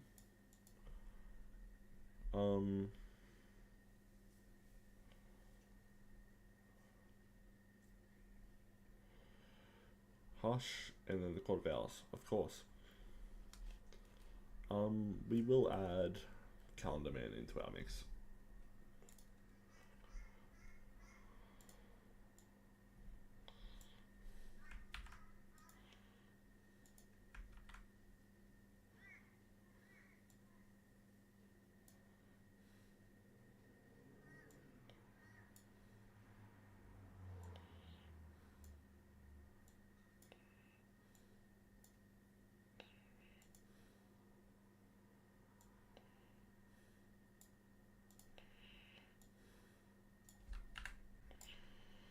Okay.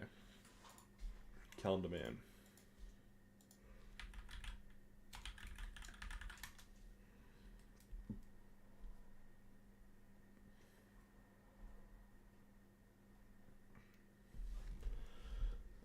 Was in the Arkham games, that is right.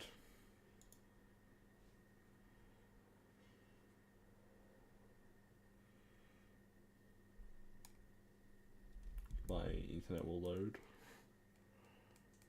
No, wait a second. Why is it?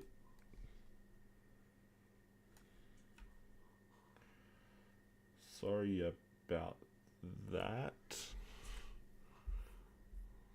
Stream health.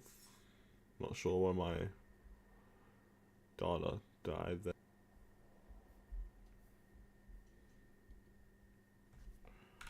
What can I close in the background here? We'll close Discord.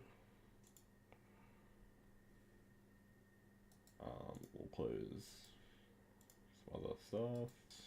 Yeah, well, looks Redwood closed. That closed. Penguin closed. That closed. That closed. Okay, we're back to good. Okay. The way I was thinking about doing this though, I was thinking about this one earlier that I was doing a calendar themed like video. Let me know if you'd be interested. Calendar Man, kind of a niche villain really.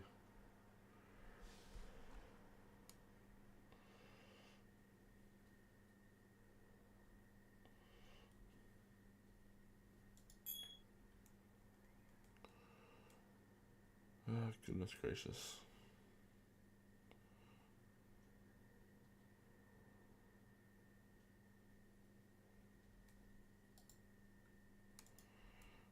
It's almost like it hit 6 o'clock here and the Wi-Fi started bugging out.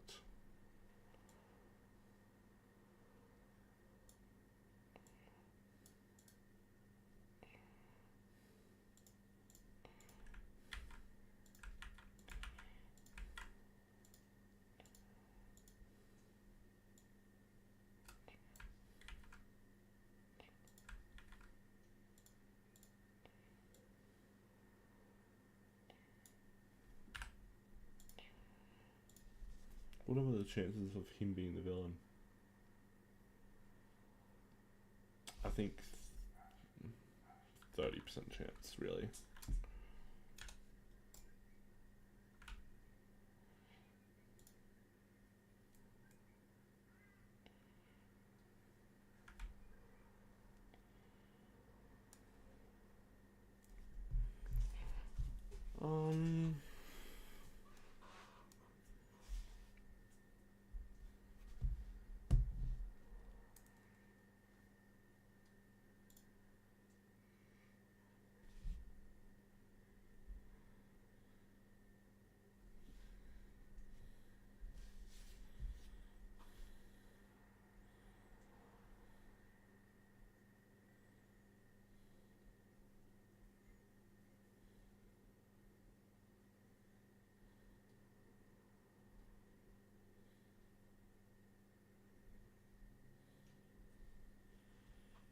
Okay.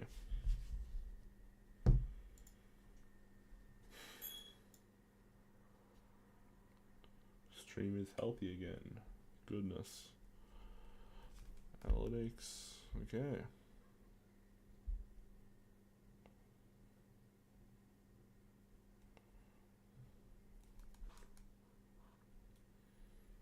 Okay, so next we've done these. So look at the comicbook.com's article from 2 months ago. Black Mask. Yep, so he's not gonna work here. For reasons we've already outlined. Deadshot. Yeah, I don't think he'd work either. Hugo Strange absolutely could. Hush absolutely could. Scarecrow could see in the background as a character, but don't think he's going to be playing a role larger than the Penguin in the Batman, and I assume he'd be Julian Rush, played by Theo Rossi. Two-Face, as I said. Calendar Man, as I said. Come on. What else we got here? Slash film. Cold Palace. Absolutely #1 choice, I think, right now. Sophia Falcone. Sadly, Matt Reeves has confirmed she's not in it. Mr. Freeze has been done before. Scarecrow just said. Professor Hugo Strange. Not too many different opinions throughout, right?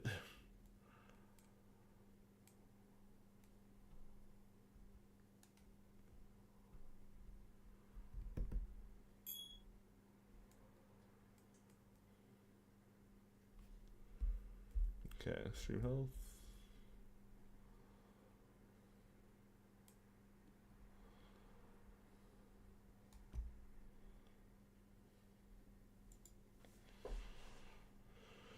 Okay, so I think it's that time where we go and look at Boba Talks. Boba Talks is a great YouTuber. Been following him for a few years now. We are going to look. Where was the latest one?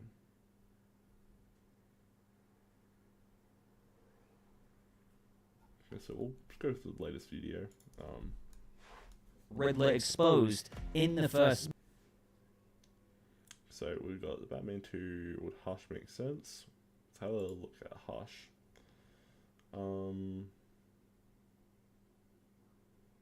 Yes. So we'll start here. Don't forget to give me a like. Deserves it. A lot of hard work goes into those videos. Now let's watch. Until 8 minutes, 4 minutes. But regardless, a lot of people are pointing to Hush and or the Court of Owls as the main go-tos after hearing this interview.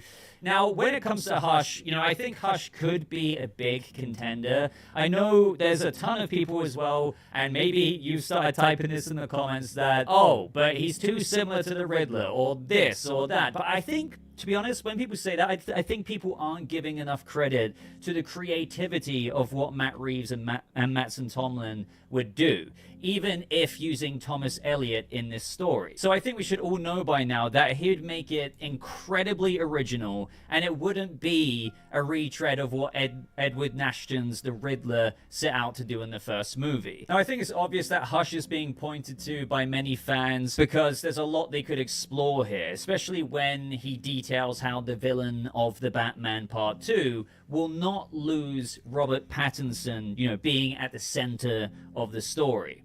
And so picking the right villain that digs into that, which, as he also said, sort of goes into his past and his life. You know, getting into Bruce's past is certainly an interesting one, or an interesting way of saying this and teasing this. Absolutely. And one way they could do theory crafting here, but it is actually through making the son of Edward Elliot, in this iteration, a childhood. Now, again, obviously, this is set up in Part 1. It's like, okay, maybe there could be a little bit of a leaning back into what we actually saw in Part 1 and further contextualize it for Part 2. So the thing is as well, if it were Hush, obviously something would pit Bruce Wayne / Batman and Hush against each other. And I suppose that would be, you know, the Riddler exposing Thomas Wayne's relationship with Carmine Falcone, and Tommy Elliot discovers how Thomas, as presented by the Riddler to the people of Gotham, got his father ultimately killed, even though we know the truth of it isn't that black and white thanks to Alfred, since Carmine took that action to kill Edward Elliot all by his own accord, right? But to the public, to Tommy Elliot, well, he might view it a certain way, but the only thing I tend to struggle with when it comes to Hush is, you know, just as we said, Thomas Wayne didn't even want that to happen, even though, again, that's not public, so I guess he'd still think Thomas Wayne did do that. But what about Bruce? Bruce, as a child, had absolutely nothing to do with that, and he lost his parents as well. Now, I know you could also add in things like how ever since Edward Elliot was killed, maybe Tommy Elliot's life got way, way, way worse. There's lots of gaps that I struggle to think about when it comes to Thomas Elliot's motivation for wanting to take down Bruce Wayne. But I think no matter what, if Reeves actually did Tommy Elliott's Hush, there is no doubt in my mind that there's going to be a very good reason there that would make sense, that relies upon more, and I think it has to rely upon more than just mental delusions or obsession with Bruce Wayne and the Batman, right? Now, I guess you could argue, further expanding down this rabbit hole, Hush may view that Bruce Wayne... Okay, so that's absolutely fair there. But for that reason, I think I'm going to drop Hush to 75% chance. Yeah, because it wasn't quite set up properly in the last film. You know, the setup is there. It's just like, it's not traditionally set up. Court of Owls, however, you can slide that in however you want.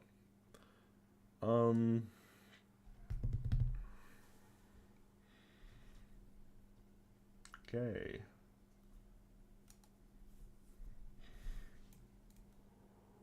Let's have a look.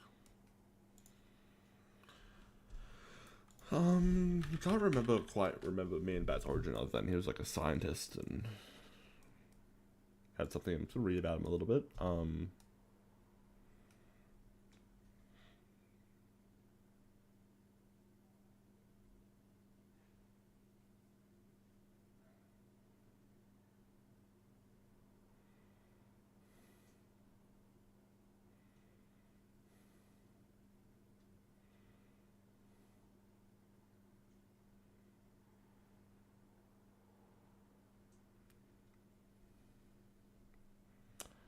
Yeah, not something that you would expect. I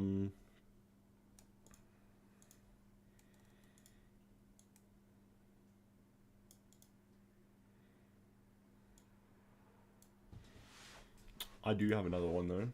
It's the League of Assassins.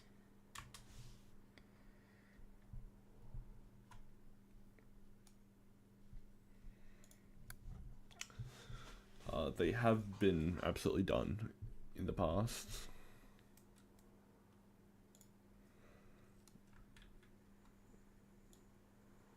In Nolan's trilogy, they were done in the first and third films.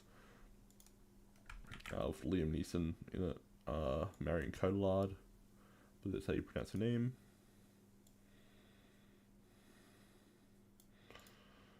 Ra's al Ghul.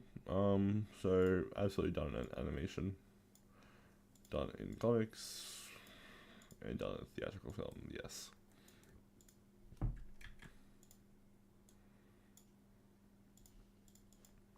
I'm gonna lower this down to 25%.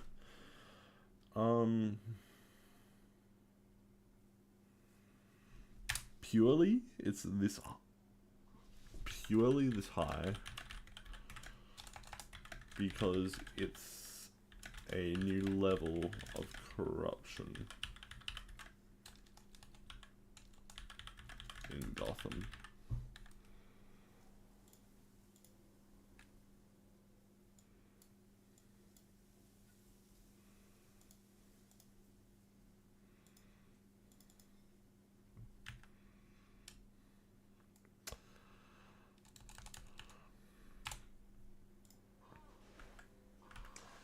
That brings me to another assassin type character, Deathstroke.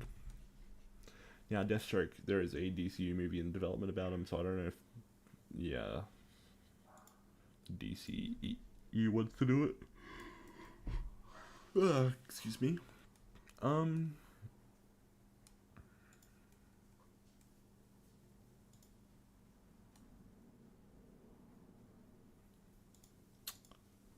Struggling to think of more. Keep looking. Court of Owls, The Dark Knights.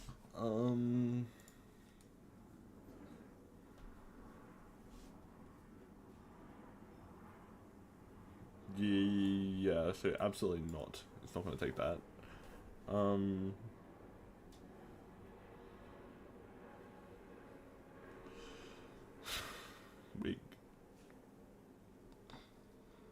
I think it could be a specific Court of Owls member as the villain. But there's really no way to find or predict this. It could be a original character, it could be an affiliate like it was in Gotham. Really, could be anything here.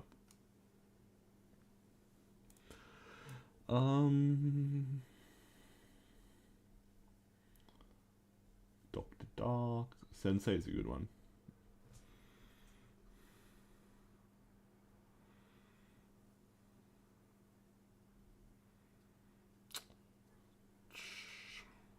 Could be interesting, but I don't know if they want. Yeah, no, we'll talk about the Sensei. The Sensei Batman.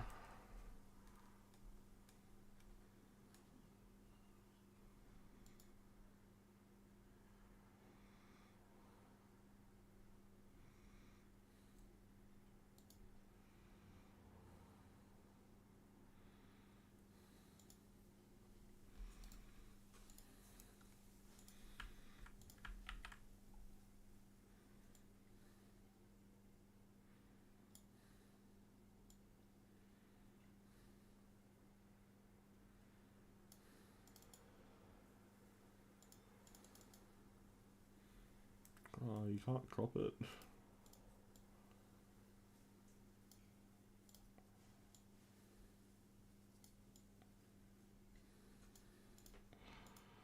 I think that's the case, yeah. Yeah, Sensei Batman or DC Comics, television.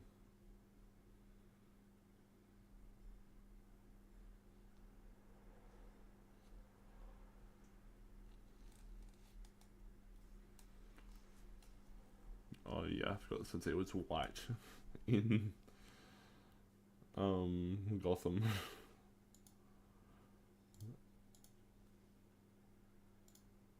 But yes, done there. Here, no theatrical film. So I'm gonna put him on the same level as the League, because he is a member of the League. But okay, so it's gonna be like that, I think.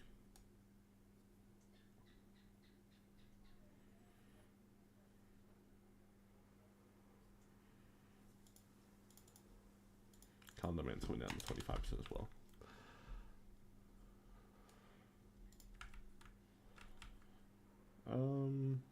Here we go.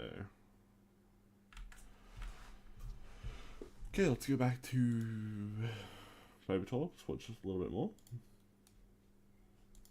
Could be just like his father and want to take him out as a result of that. And perhaps suspicions of Bruce Wayne and Wayne Enterprises are that they're corrupt, just like all the other things and places that the Riddler exposed in the first movie. On top of how one of the Waynes helped get his father killed in his eyes, it just pushes forward this absolute resentment and disgust for the sole existing Wayne left in Gotham City. And he just wants to dismantle him inch by inch, and may even learn, it'd be pretty cool if he learns that Bruce Wayne was the Batman and torments him with that, and maybe even perhaps tries to expose it. But this theory is helped out by what BatSource1 pointed out on Twitter, which gets into a great theory in how whether we're perhaps onto something or not here. But no matter what, I think this will be included in the movie in one way or another. So this is what he says, and I'd love to know your thoughts on this. Thread. A major plot point in the Batman Part 2 will involve Wayne Enterprises being indicted by Bella Real's anti-corruption task force. After the renewal project and the murder of Edward Elliot, the public and the government would have lost trust in Wayne Enterprises and begin to question just how far its corruption went. This would catch the attention of the anti-corruption task force. Bella Real was already suspicious of Bruce Wayne's lack of activity with his company. What if this gets taken further and Bruce now becomes under investigation? And I would just interject there and say, like, yeah, at the very least, knowing what the Riddler put out to Gotham with the way he's framed Thomas Wayne's involvement with Edward Elliot's death and the Gotham Renewal Fund being corrupt, and mostly corrupt by Carmine Falcone. But again, they don't have all the contextual details. They're just going to look at Wayne, Thomas Wayne, who's now dead, but nevertheless, all the context isn't out there, so we kind of need to look into Wayne Enterprises, who did kick off this Gotham Renewal Fund, whether it was taken advantage of by Falcone or not. Like, maybe the Wayne Enterprises company is still corrupt. And yeah, why is Bruce Wayne such a recluse? Maybe he's actually contributing to this corruption. But either way, let's get back into it. So Vengeance, or Batsource 1 goes on to say, think about it. In the public's eyes, what has Bruce actually been doing for the past decade? His companies are on the verge of bankruptcy, and now all this info is coming out about his company's wrongdoing. Worse, the first time Bruce appears in public in a long time, I don't know if I would say decades, but he's probably appeared a little bit before that, but yeah, let's just say a long time. He's seen talking to known crime boss Carmine Falcone. Now, after the repercussions of the first movie, which we didn't really get into publicly, right, with everything the Riddler outed about Wayne Enterprises, Thomas Wayne's involvement with Carmine Falcone, the way that was framed with his involvement with Edward Elliot's death. No. Okay, let's stop there. No. As we've done this,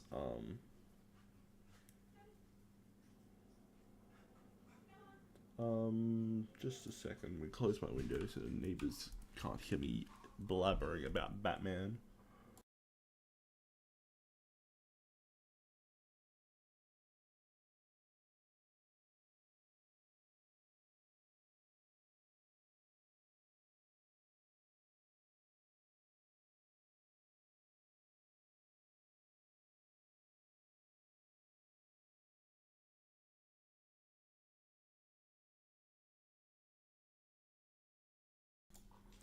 Okay, we are back.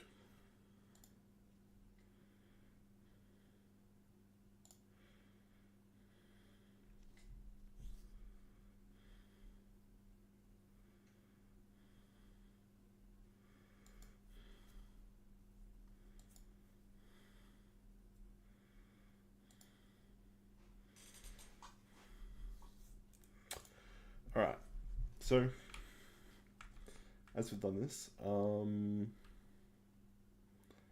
I think we should put it all into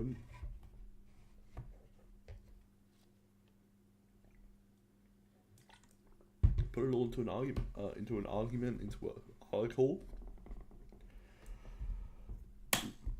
Do not think this could be an alternate version. There's been way too many of those. Abattoir. It's a cool name. Migdala. Anarchy. Anthony Lupus. Which is a werewolf. That would be very cool, but I don't think it's going to happen. Baby doll. It's another very good one. Baby face.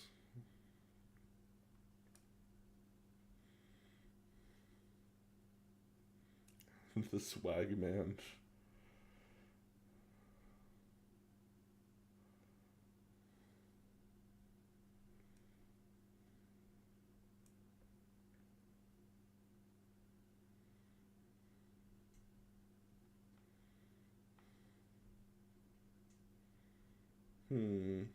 Clock King. No. Okay, I do have one more before we move on to the article.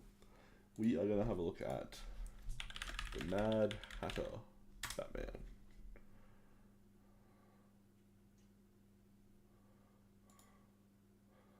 Who was portrayed phenomenally in Gotham.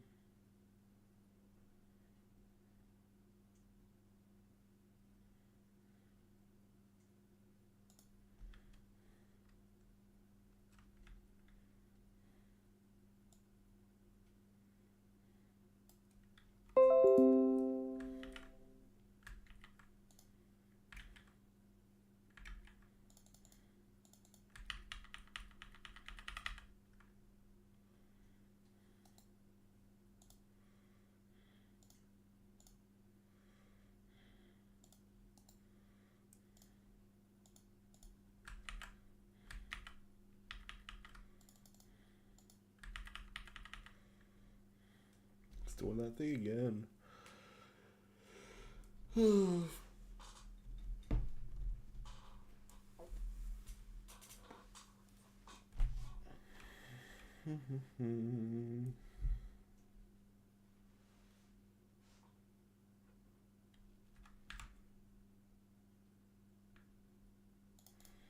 Anyway, Mad Hatter has been done animation. He's in the comics and has not been done in a theatrical film. I would give him 30%. Because the thing here is that we'll go 30. Yeah, we'll go 25% actually. He hasn't been done in it before.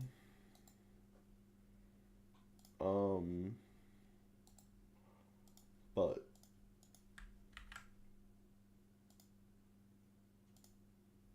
he's not particularly corruption-esque,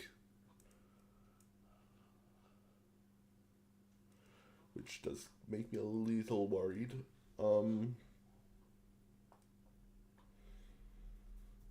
Let's have a look though. Let's keep having a look. Dark Knight. Oh, that would not go well.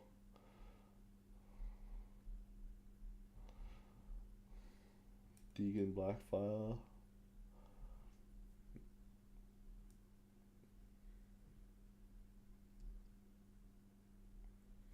Dr. Phosphorus is in the DCU. It's not going to happen here.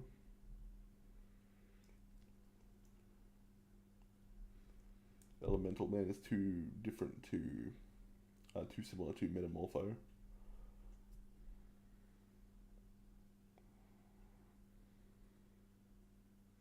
Gentleman Ghost is a very cool one, but it's been done elsewhere recently.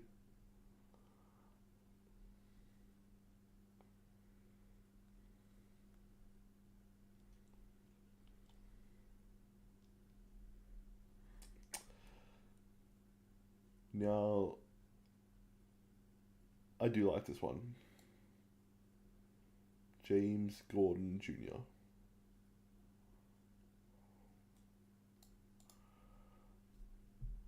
I actually like it.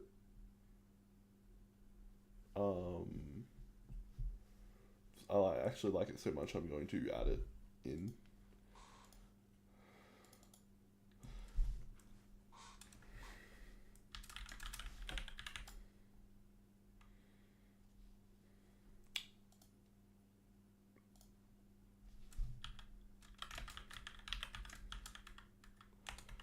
Jimmy Gordon Jr. was actually in the Court of Owls too, which I think adds to the appeal, really. James Gordon Jr.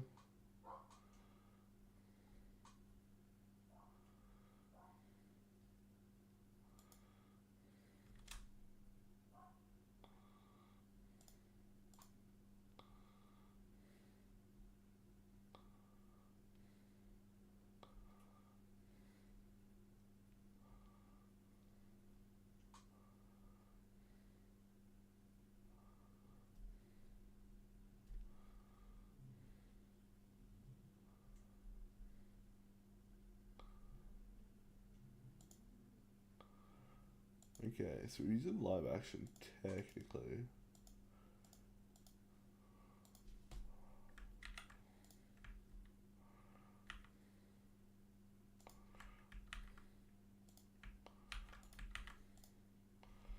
Look at that, that's our first one with this pattern.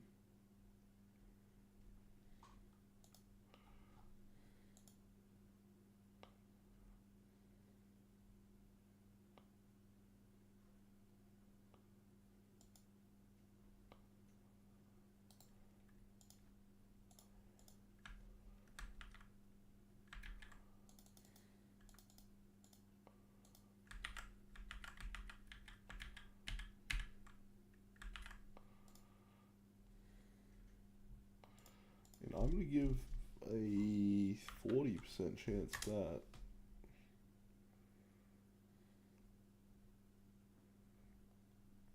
because like he would have had to been set up by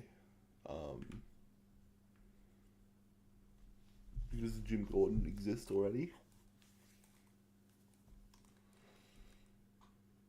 He's a member of the Court of Owls.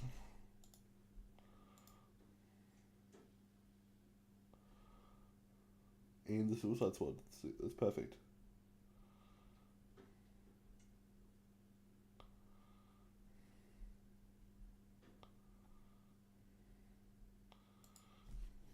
James Gordon Jr.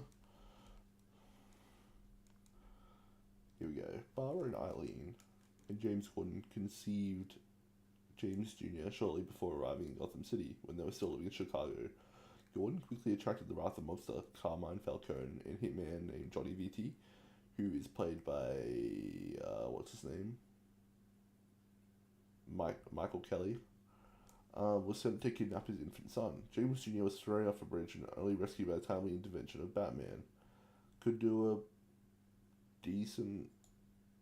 I don't know if you could do a flashback like that. Batman's pretty young in this universe. Due to this incident, James Jr. and his mother left Gotham City. A few years later, James Jr. was kidnapped by Arnold Flass, who is, of course, ventriloquist. No, this is a corrupt cop. No, yeah, okay.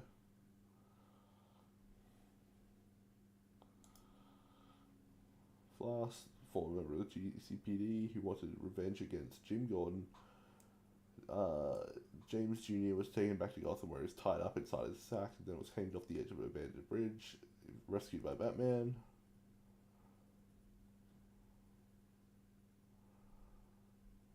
The Black Mirror.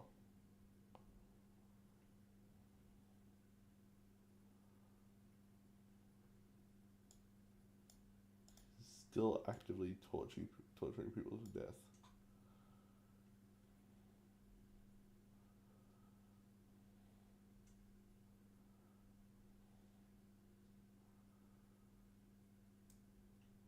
Yeah, I'm really a big fan of this, honestly.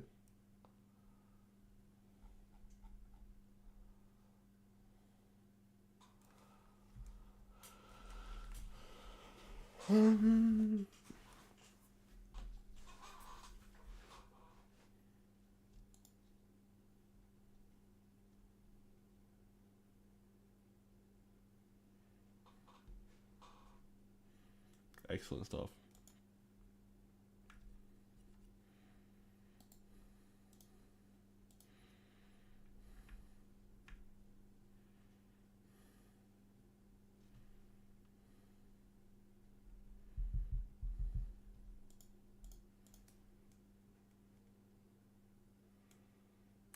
Alright, so we are going to wrap up the stream in the next 5 minutes. I will do this article in my spare time, which you guys will see shortly. We've got a lot of choices here. I think my favourite choice has got to be Jim Gordon Jr. Most likely is obviously Court of Owls, and the least likely is Red Hood. For obvious reasons. So, thank you for coming by. I'll be trying to do these a lot more through Feature First. Probably do one for Peacemaker soon enough. Once Man of Tomorrow starts kicking up, we'll do some of that. Once there's more Clayface news, I'll do some more of that. Also, Avengers Doomsday just finished filming. We're getting new Mad Max news. We're getting new Spider-Man news. We are getting a lot at the moment, so stay tuned here at Feature First. And yeah, thank you.